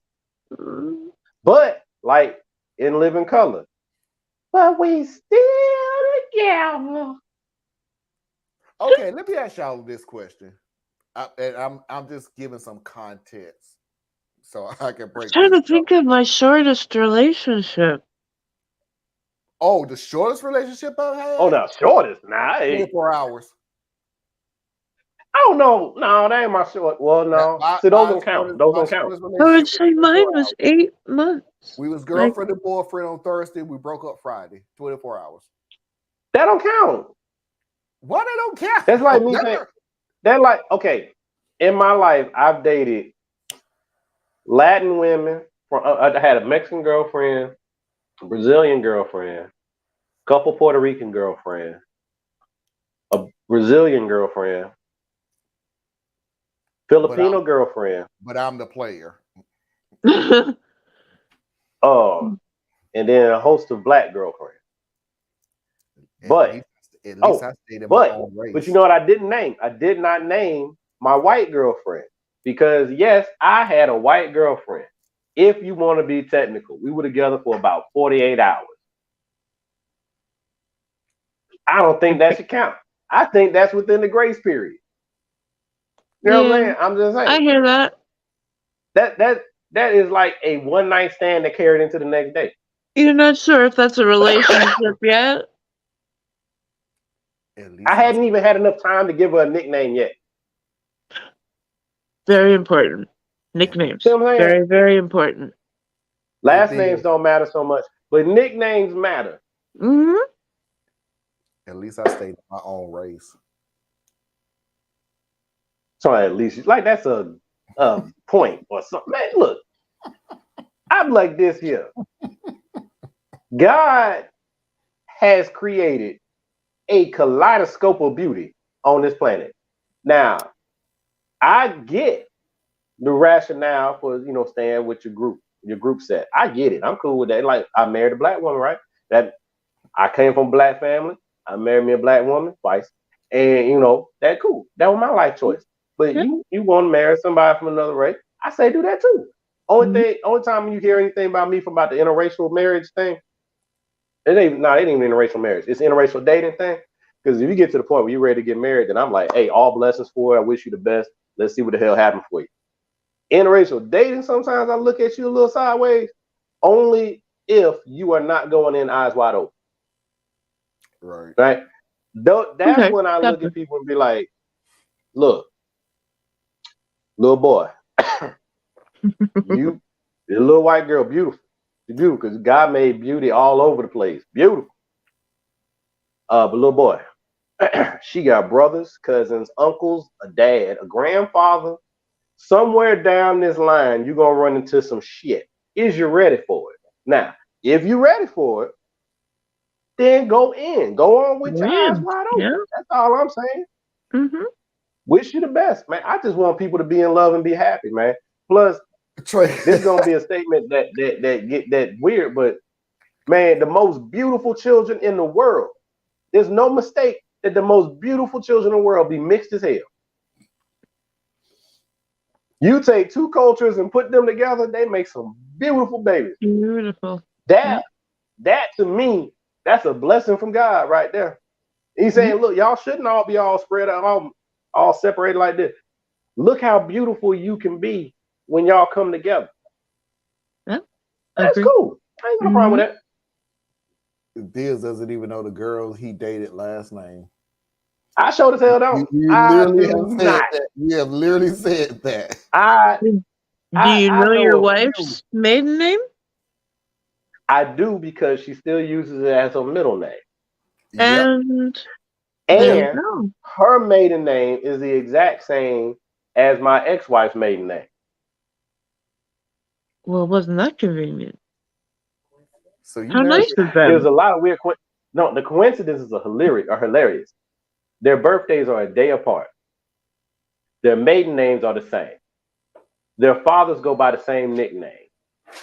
They both had the same major in college. So you married your cousin? Huh? No, not his cousin. They were cousins. They are completely unrelated. I am not pulling a Giuliani or anything akin to it. In 2 years, I'll tell you how funny that joke is that I tell you. It's only been 3 years, but trust me, y'all not ready for the story yet. So I'm not going to put that out there. But Foxy has showed back up into the room. Oh, hi, Foxy. Foxy has showed back up into the room. So now Marlon's scared now. He's scared now. So, Foxy, we're talking about relationships and marriage and things like that. You bought popcorn without me? I know. 1 year, huh? So you told me, after asking you, how long did you expect us to be married? And you said, say it out loud. 6 months. 6 months to a year. Wow. So basically, what I'm hearing that she said that because you asked her a dumbass question. Why did I ask a dumbass question? I asked like 4 years later, 5 years later, something like that. I know. So y'all already had an established relationship. So here you come asking her some dumbass question like that. I think she gave you a dumbass answer just because you asked her a dumbass question. Wait a minute. What? No. See, that's what I'm getting on you, Theus. Was it a dumbass answer or was it the truth? No, because that's not. Now, I can't speak for Foxy because I don't know Foxy, but I can speak from what I've known from a lot of different. Cool. Was it a dumbass answer? No, your answer. Because I asked you a question. It was a dumbass question. I go by you. Was it a dumbass question? So you gave me a dumbass answer. Or was it I'll even go my way. Was it a dumbass question? So you gave me a what? You're lying. You're lying. She can't even say that shit without smiling. She lying. She gave, what you say? 6 months to a year. She's talking about, I gave you a dumbass answer. No, you didn't. You was telling the truth. Put your arms down. No, she didn't. She gave me an answer. I'm telling you, because that's what my wife would do to me. I ask her some dumb ass question like that because here, this is what. All right, this I what a agree with woman that. hears. Marlon, this is what a woman hears because this is what my These wife would have are the heard by me asking. conversations you How have. long did you think that our marriage was gonna last? Me asking that to the woman who has chosen to attach herself to me for the rest of her life. How long did you expect to be married to me? My wife would have heard, this fool is asking me why the hell did I marry him? And right now, I'm not so sure. Ask her if she's ever going to do her podcast. Foxy has never. Are you asking is that podcast ever coming back? Yeah, with her Okay, cousins. here's the issue, and I will ask her. I miss it. It wasn't Foxy's podcast. It was my sister-in-law's podcast, and Foxy was on it. So I will ask her tomorrow. Is that podcast? Hey. But the deal is, it was logistics, and right now, not to give out so much information, one of the members literally moved from damn near across the country. I mean, halfway across the country at least. One of the members moved halfway across the country, so logistics is what's stopping them right now. Also. It's hard. We have a lot of stuff going on. Good stuff. Okay. Good stuff that we have to celebrate. We have to celebrate. We have to enjoy ourselves. But we do have a lot of the Hey y'all. Wait one second. I want y'all to meet my baby. This is my baby right here. See my baby. Baby. Just hide behind that. Hello. She's such a sweet kid too. She's such a sweet kid because she just brought me a milkshake and she's gonna go get the whipped cream out of it. Thank you, baby. I'm your vertical Thank uncle. you, baby. Hello. Virtual What a uncle. good niece. I love you too. Virtual uncle. Mm-hmm. Oh, and by the way, so we can be totally honest with people, wasn't barely able to see her. So I'm not going to be the first person. I'm sorry, she didn't want to be on the camera. She looks just like you. She didn't want to be on the camera. But that understand. That's my little me right there. That's my upgrade. That one right there. Even though I had some. Was she the one that was in the library during recess? Yeah. That was her. Cool. I like it. Yep, she's a freshman this year. Ooh. What, in high school? Mm-hmm. 16. Hope she's enjoying herself. No, freshman. She's only 14. 14. 14. Yeah. Yeah, I was 12 when I went into high school. That was hard. My youngest is still 9. I'm gonna tell you how creepy this family is. Not this family, because that's the good thing about marrying into a family. I can always separate from my family to their family. This is how creepy that family is. My granddaughter is now a freshman in high school this year.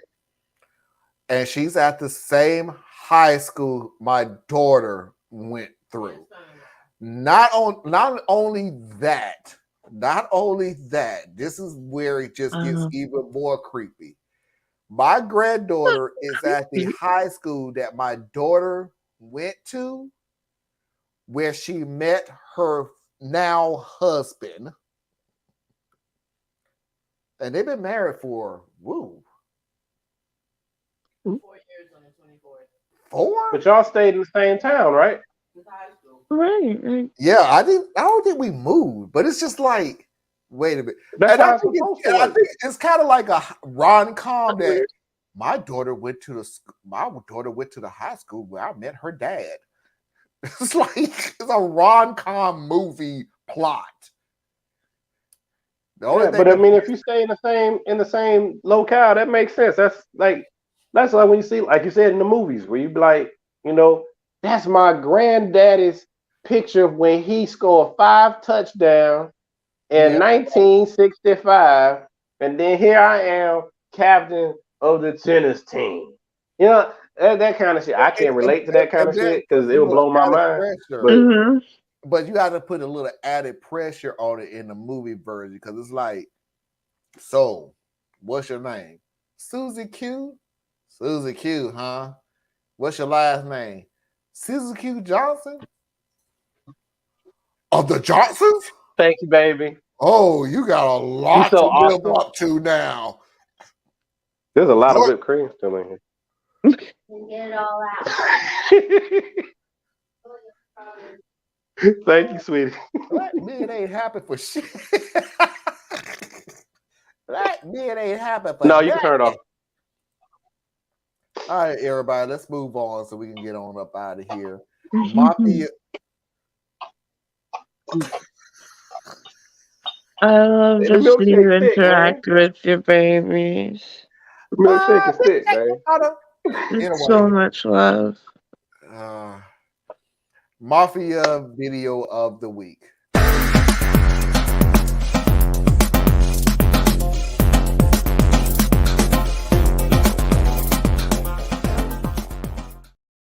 have absolutely no idea how I'm going to split this video up, but geez, I don't want to leave anything out.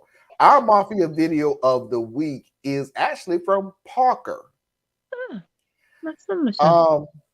It actually is, I'm going to say this, Van Vivek Ramaswamy.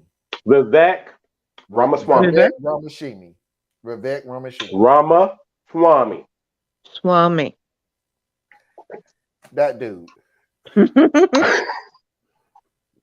Vivek. Just go with Vivek. Yeah, let's go with Vivek. He sent me this video because it's coincidence, but it's also at the same time, what's the other word I'm trying to think? Coincidence, but forgetting that the coincidence happened, for a better term. Of all the Democratic candidates out there, why should I vote for the one with the least political experience? Well, you shouldn't, because I have the most political experience. I guess he took my advice. I guess he understood that you don't have to have public office or have held the public office to run for president as long as you've done public service. He may need to ask me for more advice than he did 20 years ago, because he seems a little fluffy, no content, no policy. You got a little promise, but you need content, not just sound bites.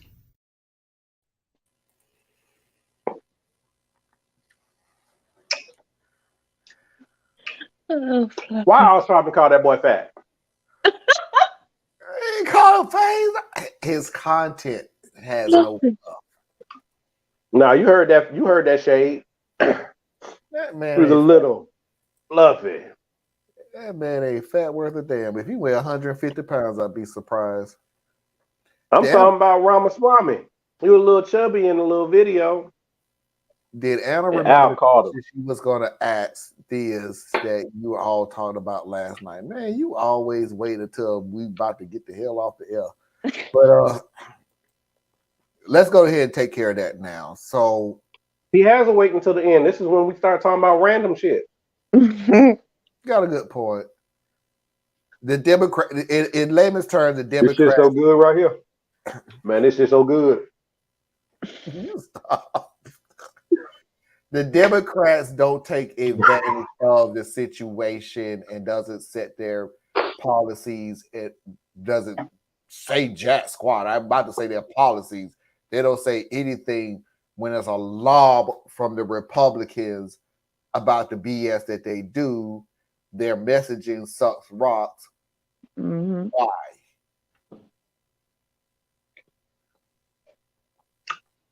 So that question for me? Yeah. Oh, okay.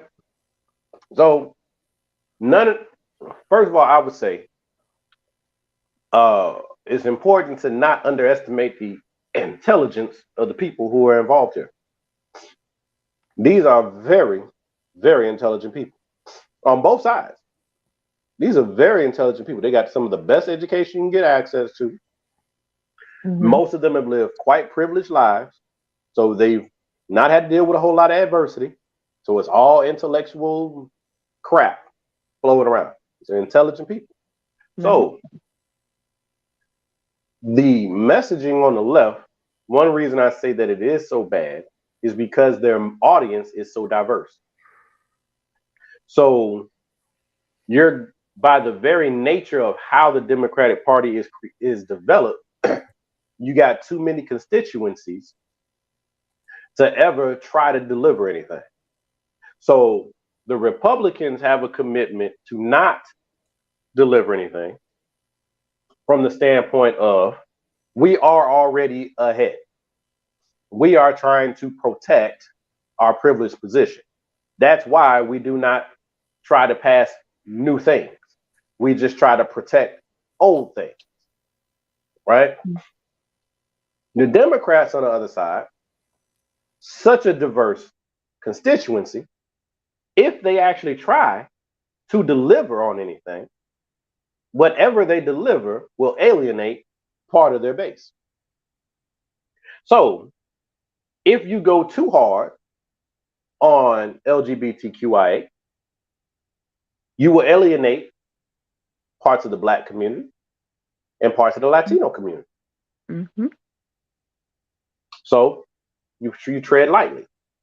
Now, because of pop culture, which also isn't true, you have bubbles of time when it's safe to invest heavier.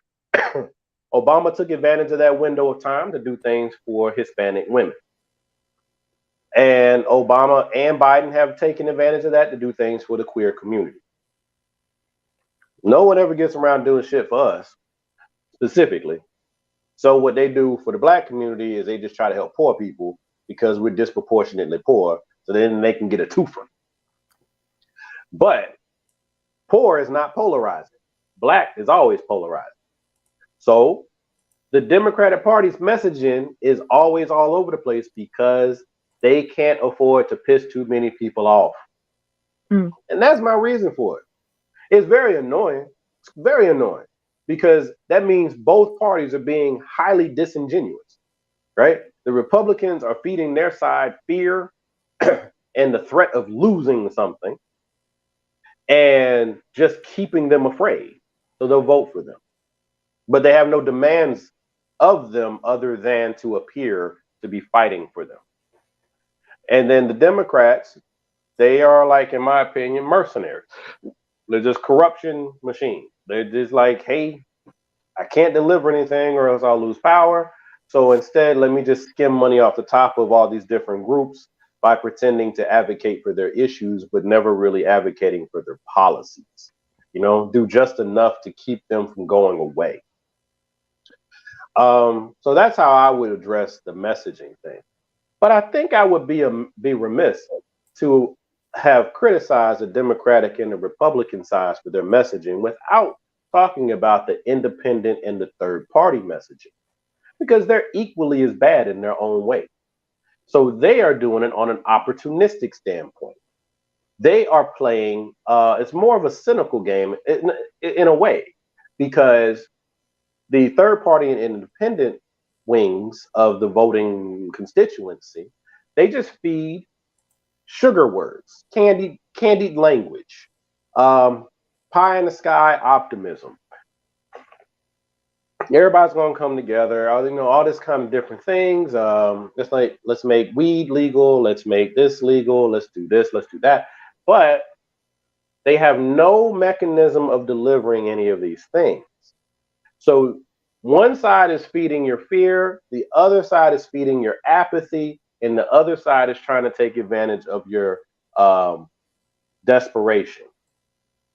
There are no legitimate good factors out here, no good faith actors, in my opinion, because the system is designed such a way to identify a good faith actor and find a way to break that person. Right? You either have to join the machine or be broken by the machine. And those are your choices. Alexandria Ocasio-Cortez was like one of the last ones I can think of who tried to go against the machine. She is now very much a part of the machine because if she wanted to maintain her career, she had to tone that shit down. She does still speak her mind when she speaks her mind, but notice the way that she does it. She does it the same way any Democrat who does these things does it. They pick their ground and they say some shit, but they're not really saying anything that's going to make a change, right? So her personal brand is that she is going to say what she means when she says what she says. That is her brand. So she is able to be a truth teller when she chooses to tell the truth. Other than that, it's okay for her to be quiet and out of the way. It's her brand, right? Bernie Sanders. Now, you almost hear nothing from Bernie Sanders because he's at the particular point now where he has tried to lead a crusade. He has tried to bring meaningful legislation. He has been mayonnaise bland and he has been spicy mustard hot. He has done all of the things. Now he's just going to march off into retirement. And so he got his position on the councils or whatever it is that he wanted to be on, right? He's good now. He's, so that you can't be in this system as long as these players have been in the system and not become a part of that very same thing, because they will get rid of you otherwise. So, I long for someone who would say something like I say to people. You want to do something about gun reform. What is it that this side over here that's opposing you? What is something that they can agree with and you can work with? And then what is something that these people want? Something that these people want. Be honest with people that you ain't all gonna get what the fuck you want, and then move the ball forward in a clear and deliberate way and stand on that shit, right? But instead, what we get is I gotta talk to the cities. You gotta talk to the rural. I gotta talk to the rich. You gotta talk to the poor. I gotta talk to the rich business people. You gotta talk to the rich religious people. Anyway. I always narrowed it down to this when it comes to Democrats and Republicans. Republicans are the people who sit there and say, I'm going to lose something from this, so I'm not going to do it. Democrats are the people who sit there and go, how much would I lose from this? I'm not going to lose a lot. We'll do it. If I am going to lose a lot, we ain't going to do it. To me, they're more cynical than that. Each side is just saying, what do I have to do to always be the clear alternative to the other side? Right. But as always, I mean, like I said about the parties, Democrats are the ones that keep you on the ground. Republican parties are the ones that bury you. But the Democrat parties is the ones that come around and go, I didn't bury you. I didn't bury you. Yeah, so that's what's interesting, right? Because it's like I know I come across like I'm so against third parties, but I'm really not.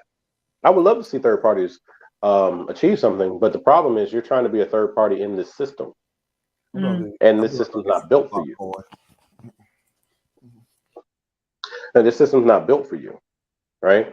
So really, you're not trying to be a change agent. You're just trying to be an alternative. You want to go play the same game that's being played, right? So, and it could be I'm just as idealistic and probably delusional anyway, because I'm more about the issues in the policies side of it. Right. I don't tie myself to the Democratic or the Republican Party or the third party thing. I can't attach myself to any personality because I think everybody is going to have their moment where they disappoint me, or there's something comes up that gets in the way, or something like that.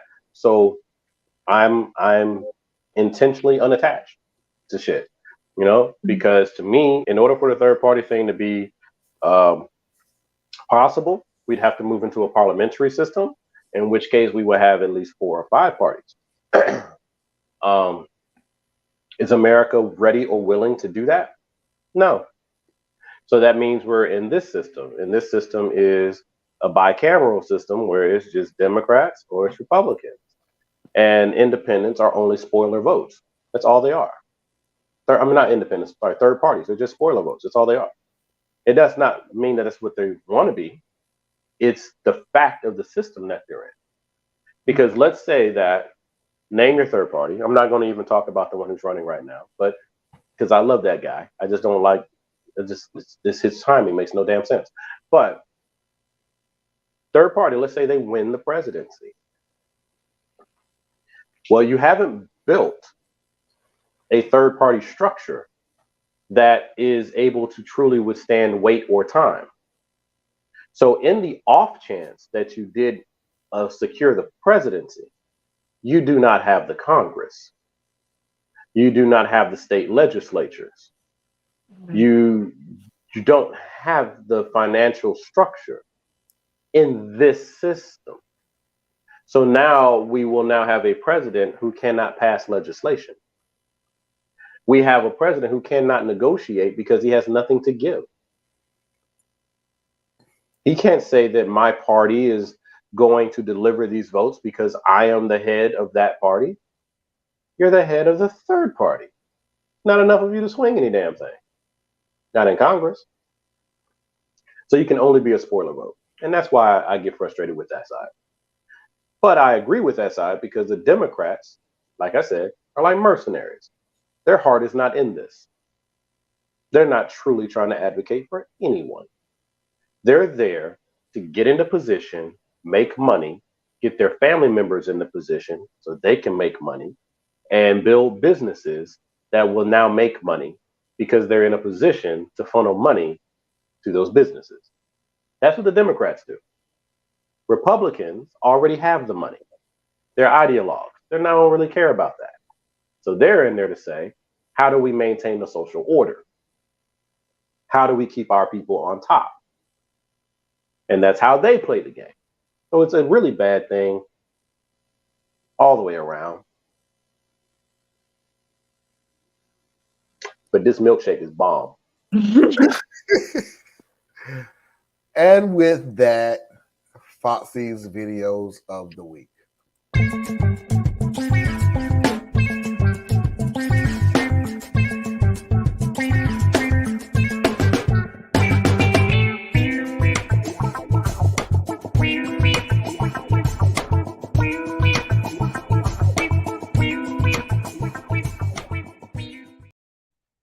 All three videos are serious, as serious as we're going to take it. Apparently, the damn milkshake is bomb. So, hell, we don't know how serious this rest of this show is going to be.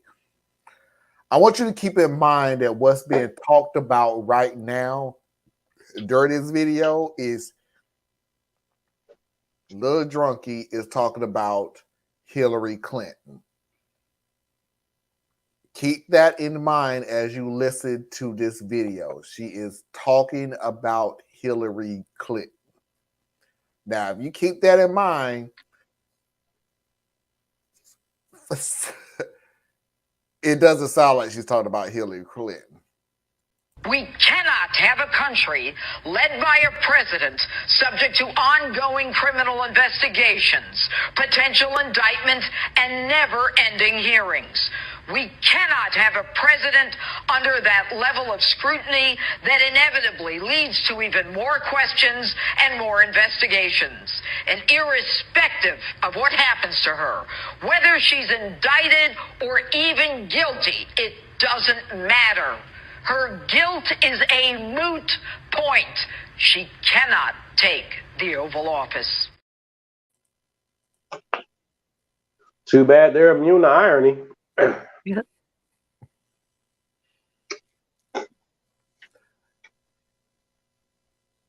Lady, you knew you believed in everything that you were saying.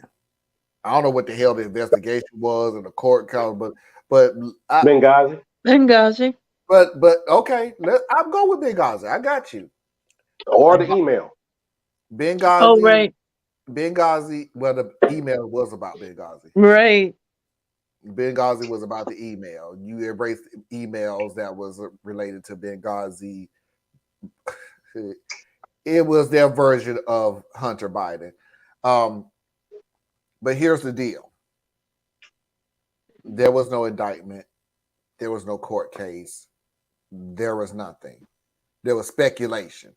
You made it the speculation so strong that it looked like there was a court case or an indictment. Your boy has 4,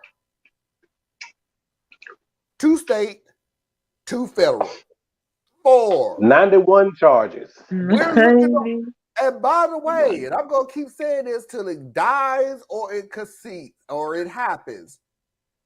But look at that 5. Because Arizona looking at your boy. Arizona looking at your boy. Michigan looking too. Oh, man, you know, I didn't even know about Michigan. No. Yep. Michigan is about to put up a 14th Amendment contest. Ain't gonna work, but they gonna go for it. Okay, everybody, who is the state that flat out just, well, never mind, because of Wisconsin, I think. Wisconsin is pretty much thinking of disqualifying Trump. Yeah. Michigan is too. Mm-hmm. Yeah. Okay, you got Michigan, I got Wisconsin, but so we got 2 states that are looking at disqualifying Trump. There might be more. Well, but here's the thing with that. That would have only been the right thing to do before he announced. Now that he's announced, you shouldn't even bring that shit up. The only way that argument should be raised is if he is convicted. In my opinion. Gotcha. Because what do you gain? What do you gain? You only make the world messier by talking about we are going to disqualify the head of the party and front runner of the party's nomination. That's not smart. That's not smart. Should have done that before he elected. He ran. It really is, because I looked at the polls, and I know everybody don't like polls, but good God. In second place is DeSantis. And this is a Republican nomination poll. DeSantis is at 13%. Yeah, he's like 50 points back. Trump is at 58. Wow. 58. So surprising enough, when he sit there and say, and nobody's even close to me, he's actually telling the truth for the first time in his miserable life. He's not lying. Nobody is even close. This dude is at 50. The closest person to him is in the teens. So, yeah. But here's what I want to say about this. It is something about being the first to do something that roller coaster, that's not the word. Snowball. That snowballs into other things. And the reason I say that is because somebody had to pull the trigger first. Everybody keeps saying Trump is corrupt. New York. Trump is corrupt. And nobody was going to pull the trigger until New York. Exactly. That's what I'm saying. When New York pulled that trigger, everybody was like, hey, now let's go. Let's go. And it snowballed and snowballed. Well, again, I don't know what Arizona is going to do. They just told me about Michigan. I didn't even know what Michigan was going to do. The fun thing about it is, and it's not a bad thing, New York, please don't get me wrong. Please don't drop your case. Please keep that crap going. Pretty please. New York is the least case he has. The New York case is his corporation. All the others, nah. This is racketeering, I don't think any of them is sedition. No, none of them are sedition. I mean, he has the January 6th case, so January that's the 6th. one for insurrection. Well, he's not being charged with insurrection. He's actually being charged with something else less than that. But still, Right. that's the one by itself could carry 20 years. So he's got the Jan 6 one. He's got the documents one that could catch him right there. He's got the Stormy Daniels one, right, which is the state level thing. Mm. You know, I'm good with everything he's being charged for. What I'm saying is going for trying to disqualify him being on the ballot. If y'all really was about that life, y'all should have brought that up before he announced for president, because you had everything back then to be able to say that. You know what I'm saying? But what you did instead was you gonna wait until now when everything else is flowing. You missed the train. So are you justified in trying to keep him off the ballot? Yeah, you are. I mean, this guy is facing 91 criminal charges. I mean, Everybody waited I until think that's a pretty after good case to indictment. say. Yeah, it's a pretty good case to say that this cat shouldn't be on the. You know, he couldn't run for traffic cop. You know, he can't run for president, right?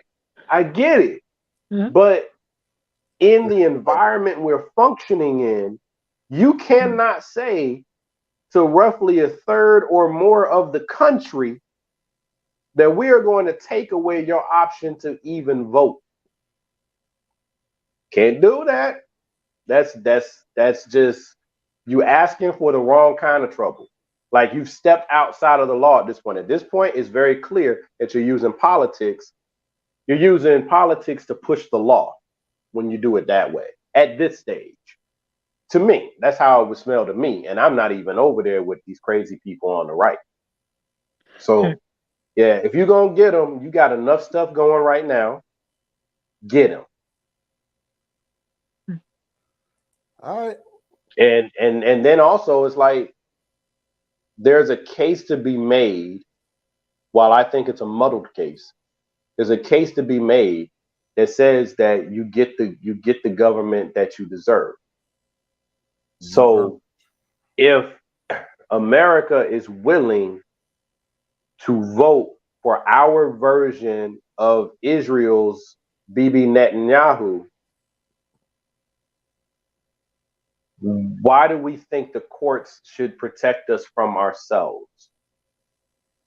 That's technically not their job, right? It's like you're trying to use the courts because you don't trust the people to make the right decision. I don't trust the people to make the right decision either, because I know that the Electoral College is all jacked up. But that still comes down to, why is the Electoral College jacked up? Because it's heavily weighted in the South and the Midwest. Who's voting in the South and the Midwest? Mainly in the Midwest, really. All white folk. All white folk. Because they have made it so most of the indigenous people can't vote.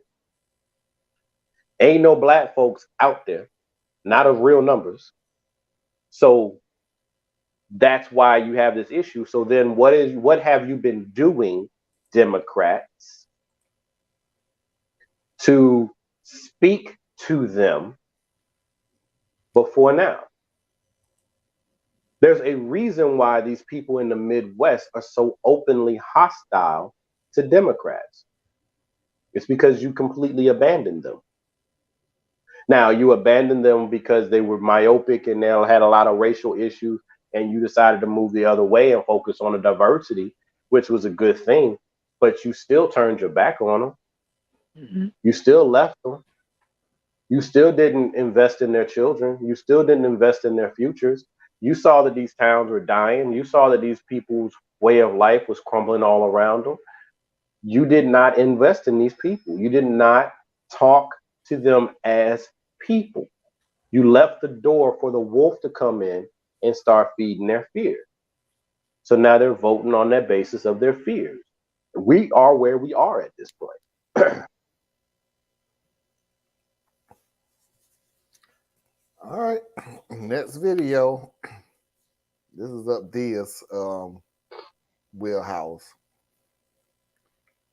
By the way, everybody, I spent like 5 hours in the sun cooking for the church.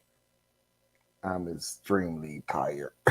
So I'll let Diz talk as long as he wants because I'm so done. It ain't Oh, I even did it again, didn't I? I'm so sorry. I was no, being no, no, no, brief. no, no. Please keep going. Right now, I think I had a dream of Cinderella. I'm not particularly sure. Go ahead and keep talking. I'll be fine.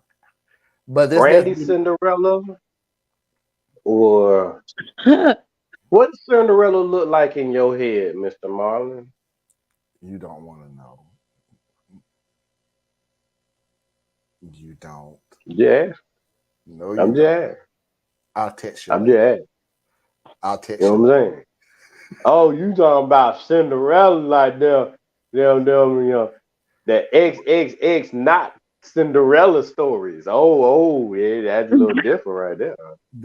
The boys call her Rella. So I'll text you.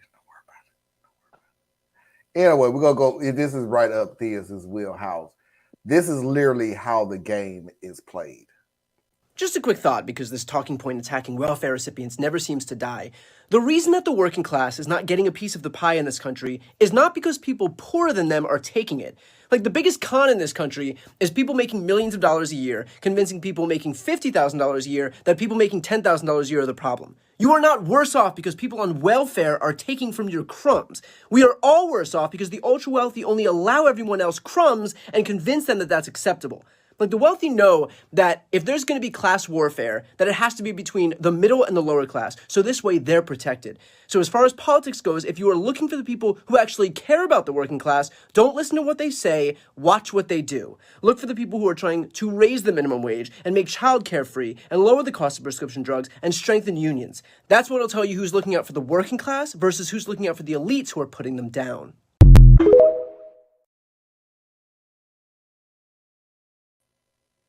Yeah, most of what he said. But I'm gonna take it from another angle though, because this is where the Democrats mess up. All right, because Jonathan Tyler Cohen, Yeah. I like him. Brian, BTC, yeah, I Yeah, like Brian him, California. but he is clearly, and he'll tell you that he is a Democratic operative. Just like I like the Pod Save America group, right? Crooked Media. I think they're awesome too, but they're pure Democratic operatives. Came from Obama's speechwriting peoples, right? Yep, they were his team, yeah. So where the Democrats are messing up, this is where they're losing black men. See, and this is where they're losing a lot of Latinos. They're talking, he named things that are important, right? We're focusing on working class things. But we know in America, when you say working class, you just mean white people who don't have a college education. That's what you're saying. When you say flyover country, you're talking about the white people in the Midwest, not the indigenous people, not the Latinos. Talking about white people. Everything in your communication, you're talking to white voters, and you're incidentally addressing non-white voters because you take for granted that we're going to be there. So he was naming these things, but then I would say to him, as a black man, I noticed you didn't mention the John Lewis Act. I noticed that we still don't have prison reform. We don't have police reform. We don't have reform with respects to protecting the 14th Amendment. I'm sorry, the Fourth Amendment, which has been broken down. You don't have protections as far as restoring the Civil Rights and Voting Rights Acts. I noticed that your party conveniently misses or omits the very things that the most loyal part of your base has been asking for. I mean, how long do you expect? And I know what your answer. Your answer is really forever because you have good intentions. But see, everything that the Democratic Party pushes for, truly pushes for, is for white people. They're playing the same game. They're just playing it from a slightly different angle from what the Republican Party is. Everybody is fighting over this imaginary white swing voter. And the Republicans talk to Black people and talk to Latinos, but they talk to us in a very disingenuous way. Their purpose is, how can I peel off 3 to 6% of their people so that they can't be the wedge that swings? And the Democrats, they speak to us in seasons. So right now, it's not the season to talk to us. Mark my words, as we move into the first and second quarter of 2024, once again, you will hear conversations about our issues. As soon as Black History Month starts to roll around, you will see Kamala Harris more often. Mm-hmm. You will see what's the Black Caucus thing? You'll see them show up. You know, old Clyburn gonna find his ass a microphone again. You know what I'm saying? So it's like he's saying the things that are true, but it's also true on the Republican side when they say their things. You know, when they choose to tell the truth. But the statements will still be true. The problem is you're still ignoring the youth, Black people, non-white affirming Latino, and the queer community. Now, you talk to the queer community a little bit more because you think that gives you brownie points. Because the queer community, sorry guys out there who are members of the queer community, I may not say this in the most artful way, but you're not a real group in a way of speaking. You literally comprise every group. Every group. You are men, you are women, you are trans, you are cis, you are Black, you are white, you are Latino, you are Asian, you are everything. And when you're everything, politically, you're nothing. You're a safe space. You are where they pivot to because they can placate themselves and make it look like they're doing something for you. So that's the problem I'm having with the Democrats. They don't make it easy for someone like me. Like I vote Democratic because for what I'm concerned about for my people, y'all are giving me the most time to work on the things that I'm passionate about to try to help us. But I don't think you're going to be any part of the solution. Republicans are out to really try to destroy everything that I'm trying to build, and people like me and people better than me are building. So I opposed it. So I ended up having to vote for Democrat. But this is why you're seeing Black men fall off. This is why you're seeing Latinos fall off. This is why you're seeing young people starting to fall off, because you're not delivering to us. You're talking at us and past us. And that gives the opportunity for things like third parties to pop up. And they can just say, I'll listen to you. I hear you. I share your concern. And so they can take in that 3 to 6% that hear me now, the Republicans want to peel off 3 to 6%. The third party is willing to absorb 3 to 6%. The third party is not working for the Republican Party. But if the goal is to drop 6% on one side and the other goal is to pick up 6%, I don't care what your motivation is. It's the same shit. It all went where, you know. But like I said, the Democrats don't make this easy, man, because they keep talking to people like we're stupid. So annoying. All right. Last video of the night. Hey, may I pause you real quick? Anna, do you have any thoughts on any of these subjects at all? Right. I mean, any of them. It doesn't have to be the one we were just on. We don't want to hear from all of them. Yeah, all right. If she start talking about butt stuff, then I'm going to put her down because I don't want to hear nothing about this. I look at her Who as a said she gonna talk about butt stuff? You brought up butt I stuff. She look at didn't her bring as up a butt stuff. sister. I don't want to hear about that. What makes you think she want to talk about butt stuff? I don't. I'm just putting it out there. So obviously you like to talk about you. So you want to talk about the butt stuff. I don't What want do to you want to talk talk about about stuff. with the I butt? just when you said, "Do she have any thoughts on anything?" That was one of the stories. You apparently want to hear about butt stuff.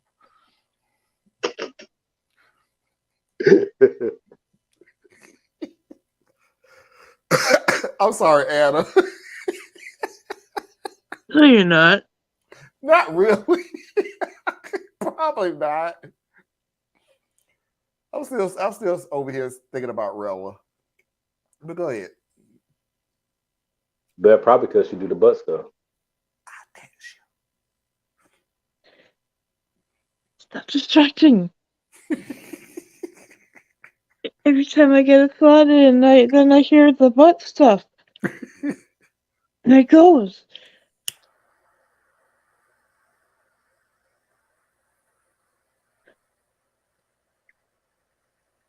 Mathias talked a lot about the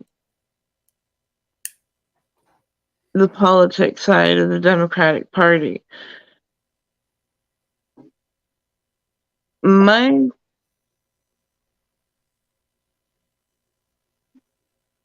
The issue that I would like to bring up is that it's a misnomer when we say the left.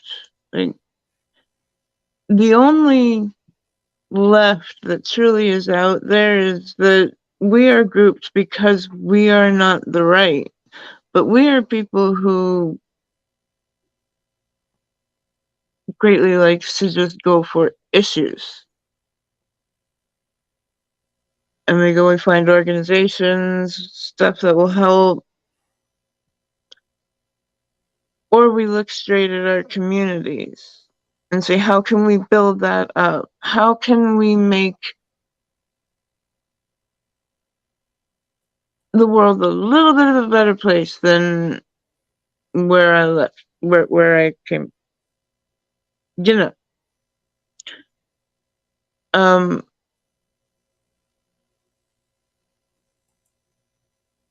But like I hear everybody say the left, and it's not a homogenous group. There is no leader. There is no representation.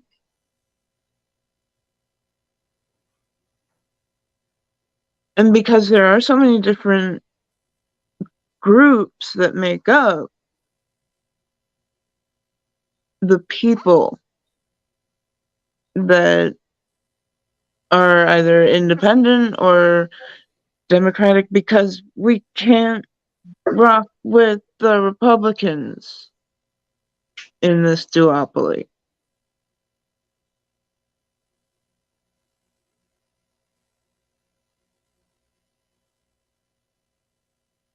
I'm not sure if we're falling into, because I don't even the right, we often lump them together. There are a few different groups as well. I mean, there's a good many of them who are right now under the MAGA umbrella. But there are still libertarians. There are still, you know, there.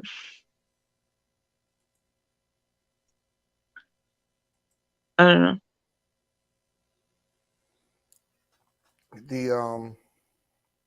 We just need to sometimes sharpen our language a bit and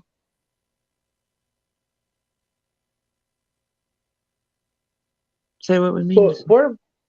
Part of I think that makes that difficult. I'm sorry, Marlon. Go ahead. I want to say this real quick. The problem that we having is we so flip it, and rightfully so, but flip it about the Republican Party, the conservative, especially MAGA, that they don't have any policy, they have ideology. They have a thought process. What we fail to look at the fact that the Democrats are basically doing the same damn thing. They're not as loud and out there as the Republican Party is. We've discussed this on the show about the churches getting out there and doing the exact same thing, that we always look at the how they say evil evangelicals that's out there and being on social media and making a noise. Mm-hmm. But it's very rare that we hear church, real Christians, so to speak, say the same thing. Not to say that they're not saying it, they're not as vocal. We have to look at the fact that the Democrats are doing the same thing. The only issue is, Democrats, you have the ability to make policies and you effing don't. Because we don't know where the hell you coming from. At this point in time, I can say this about the Democratic Party.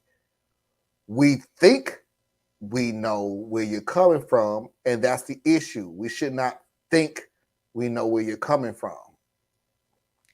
We should know where you're coming from. We should know that if you became into power, these policies and procedures will be put in place.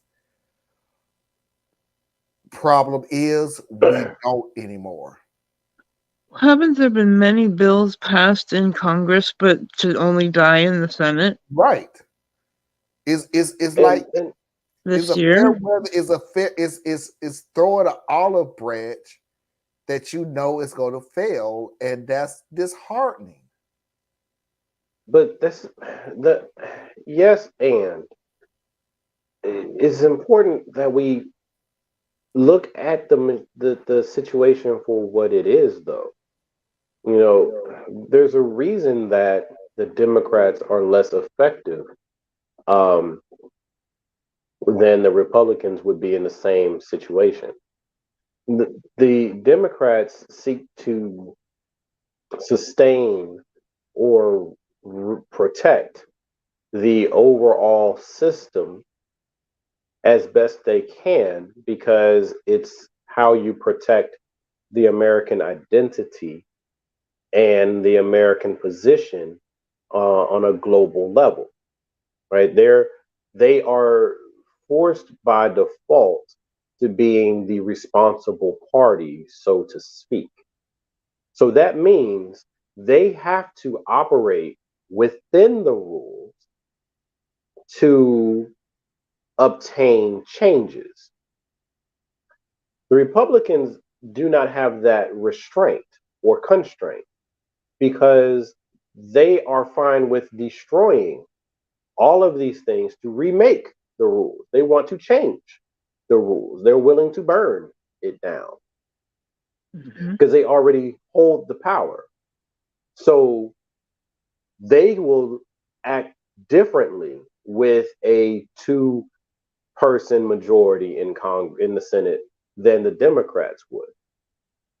They will act completely different, right? You give the Republicans a two-seat majority, they will get rid of the filibuster because they're now greater than 50%. Right. And then they will start dismantling all the laws and the rules and passing whatever they want to pass. So the Democrats understand that. So they have 52, but in order to overcome the existing rules, you need 60. Right. So that means they really can't pass anything unless they work with the Republicans. So now what the Democrats will say, especially the progressives, they will say, well, if you know that they would break the rule to get things done, it's time for you to step up and be willing to fight on that level. Break the filibuster. Let's go 50+1, and let's get some things done for the American people. Okay, that feels good. That sounds good. But you know that you are elected officials for a population that's very flighty. We punish people for making us uncomfortable. We punish people for disappointing us, especially on the Democratic side. So if you get rid of the filibuster and which policies would we like for them to do on a majority vote? Okay, let's say that they do the John Lewis, I don't even remember the whole name of that thing, but the John Lewis Act, which is already a watered down, it's already a watered down protection. But let's say they do that. Okay. That might go over okay. No one will really get mad at you for that. Okay. All right, well, what's next on the list? All right, well, we got a problem with we want universal health care. Let's do that one. Now, here's the thing. You can pass that on 50+1. 50+1 means that you had the numerical ability to pass a law, but it clearly means you do not have the majority support of the nation that you're about to push this change through on. Now, we have a broken system, so the 50+1 doesn't really mean it's only 50%. It might be 60%. But it's what you're going to be doing. You're taking advantage of the fact that you only needed one extra vote, and you're doing what you want to do. Now, the moment you do this, universal health care, because it's something that I actually support, but here's the reason why I'm using this as an example.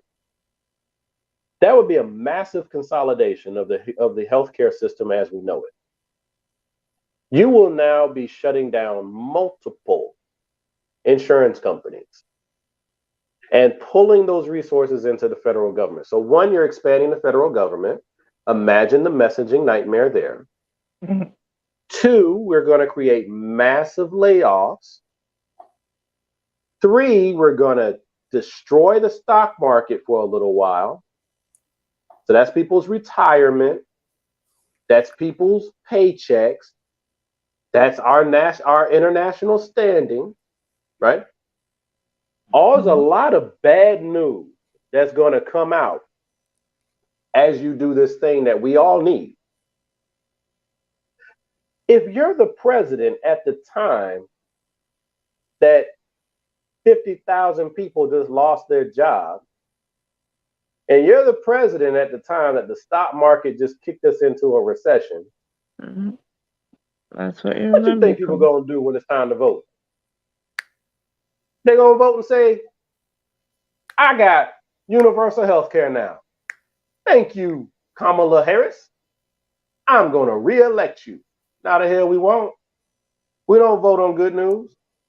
We don't ever vote on good news. We're going to vote on they didn't close 8 schools because the tax thing didn't drop. We got more people in bankruptcy over here. We got this going on over here. We got Russia acting crazy over here. We got other, man, nobody wants to be the one in charge when those kind of changes come through. That's why the Republicans don't push for changes, they push for tax cuts. You can't get mad, you can't get too mad at tax cuts, but you can get mad at the disruption. So it's like, that's why I'm like, people have to look at the system that we actually are in.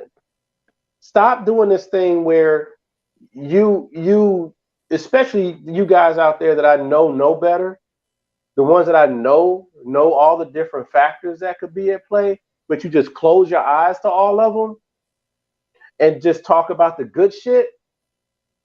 You're doing the same thing that you complain about that other people doing. So it's like, yo, if the Democrats are serious, this is what they got to do. Sorry, I put it this way. This is what you got to do. You got to start talking to people who actually talk to people and be honest with them. Give them more information. Trust people with information. Be honest and let them know what upsides and downsides are coming, and not just talk to your base. Talk to America. That's how you get what Obama had when he first came into office. That's how you get that super majority. If anything, what they need to do is go in, take the filibuster, restructure the rules for that shit so that we ain't trying to hit 60 votes, because I think that's crazy. But get rid of the filibuster altogether and then lose power, you got a whole nother nightmare on your hands. Imagine Trump as president, Jordan as Speaker of the House, and some other not Marjorie. Who's one up there? Cruz. Let's say Cruz is the head of the Senate, and there's no filibuster. The hell you think we about to go through? So I don't know, man. All right, y'all. Let's go ahead and get to this last video real quick.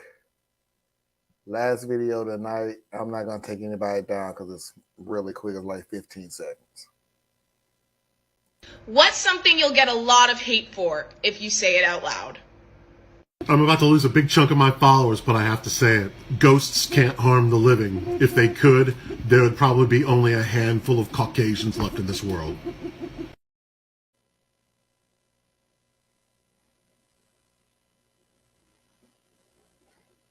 I don't know how to feel about that.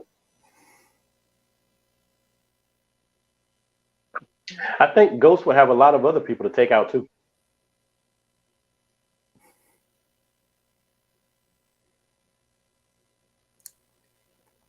The only thing that popped in my head when I heard that statement, because he did make a statement, was the slave trade. And I'm not talking about the slave trade from happening in the United States. I'm talking about the people literally on the boat coming from Africa to America or Colombia.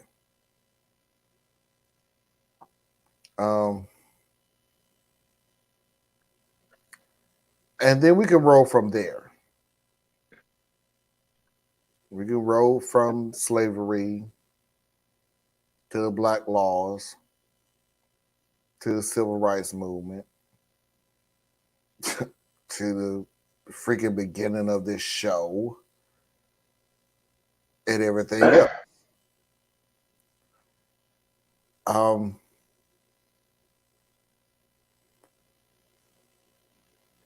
I get where he was going with what he was saying. It's just he is more of a pinpoint of how disgusting this country is. When you're saying that we are the danger, the Black community, by the way, we're the danger. If you want me to water it down anymore, the caravans from Mexico, who all of a sudden got enough money to fly over the United States to Canada and come down from Canada. The point is, the evangelical, straight, white, rich male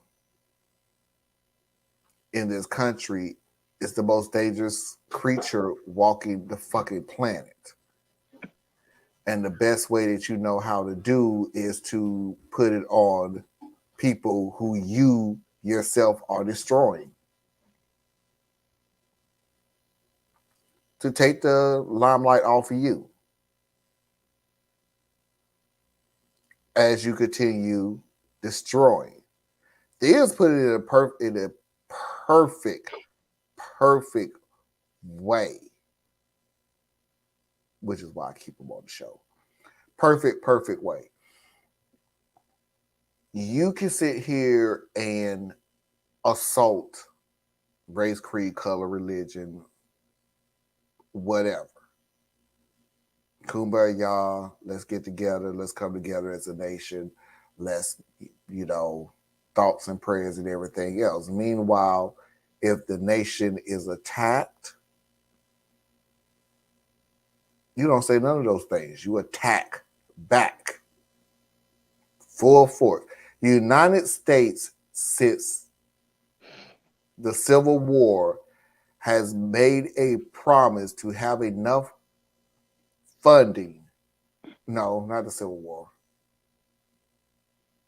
Maybe the Civil War. It's either Civil War or World War II. But either way, the point is made.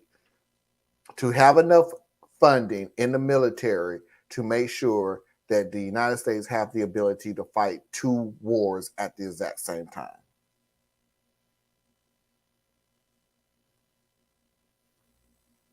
That literally make you feel any better about this country, that we have to prepare for not 1, but 2 wars?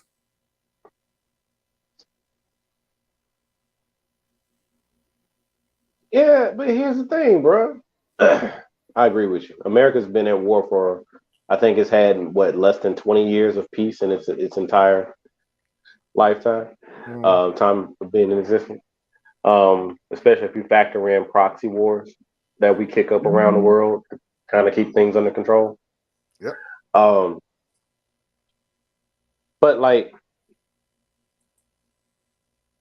I'm gonna do one little distinction that something you said, because you basically boiled it down to straight white men.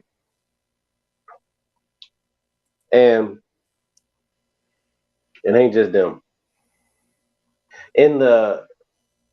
From what I've been told, in the queer community, gay white men are every bit as oppressive, hateful, and cruel towards others as the straight white men are on the other side. I mean, it's a cultural thing, right?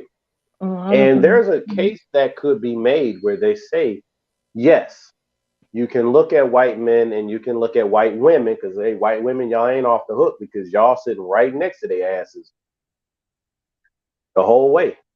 You benefiting from all the thievery, you benefiting from all the killing, you benefiting from all that shit. Yes, you are kept marginalized so that you can't have his power, but you get his privilege. Okay. So when white women are fighting for rights, and they not fighting for everybody else's rights, they fighting for their rights. You know, they just invite you to the party to swell the numbers and then do some shit, and then they go back being quiet. But there's a case that be made though that says yes, as a whole, generally speaking, the European cultures have been like a cancer on this planet. Everywhere they go, there's not a single indigenous group that benefited from being in contact with the European.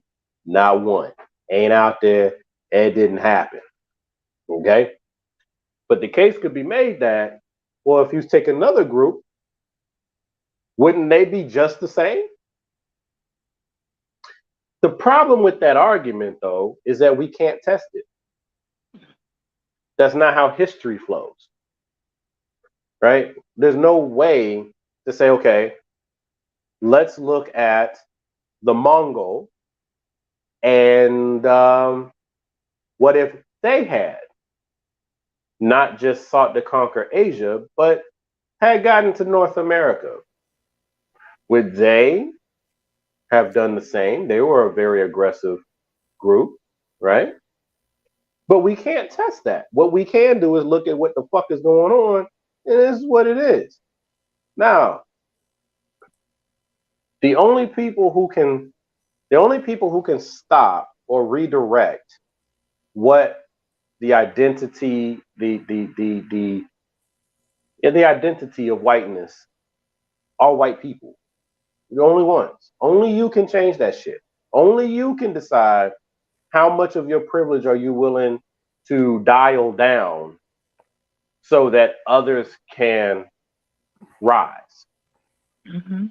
Only you can decide that I'm willing to risk having to defend myself from others as they get stronger if they seek retribution against me, in hopes that they don't, because I did relent.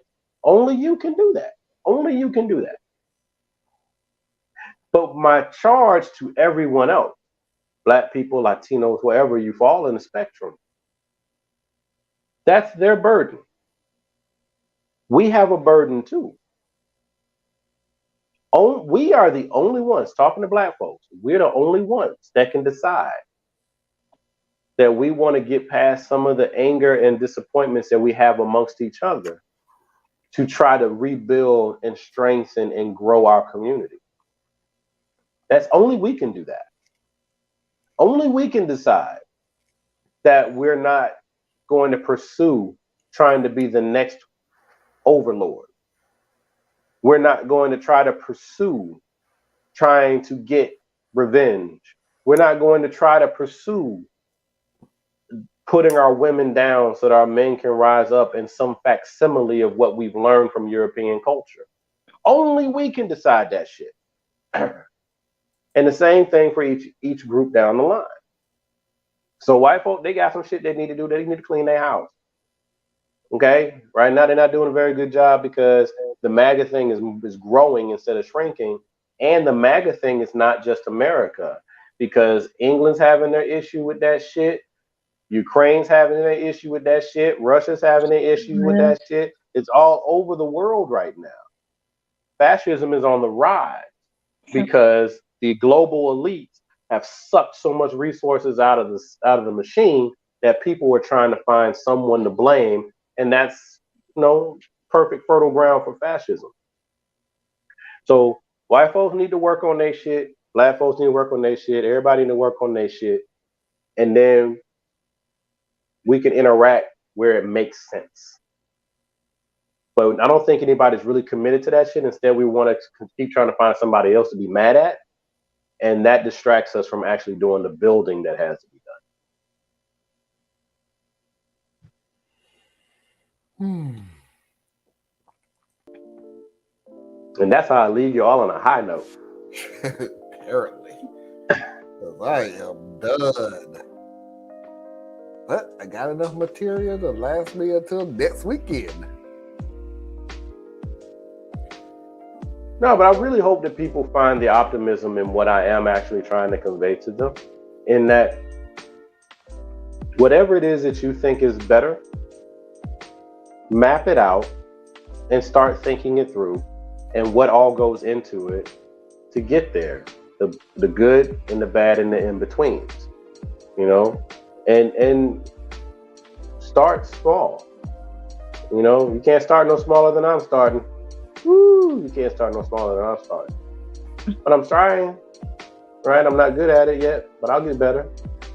And that's the same thing for everybody. If that's what you want to do, you want to do something good, you want to do something better, then just do that shit. Just do that shit. Ain't nobody gonna save you.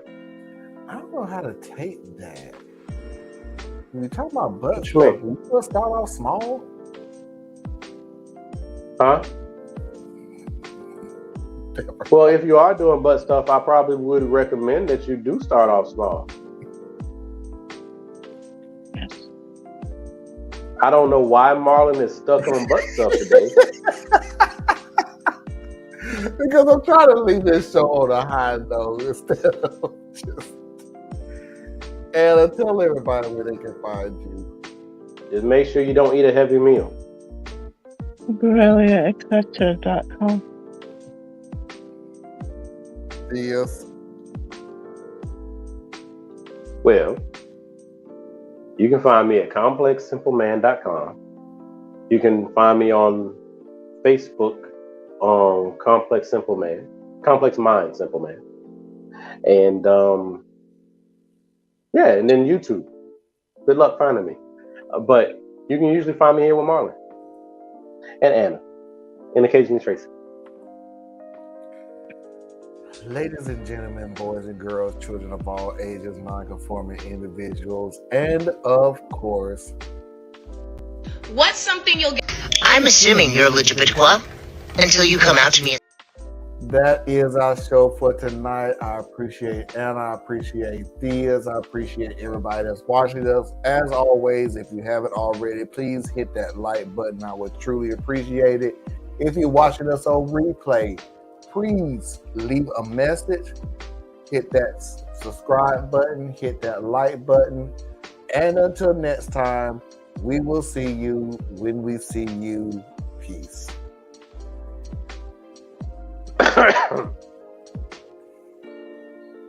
I ain't got nothing, man. You know what I'm saying? All I know is, just somebody go ahead and plug the new butt toys so that everybody can have a good time with their loved ones.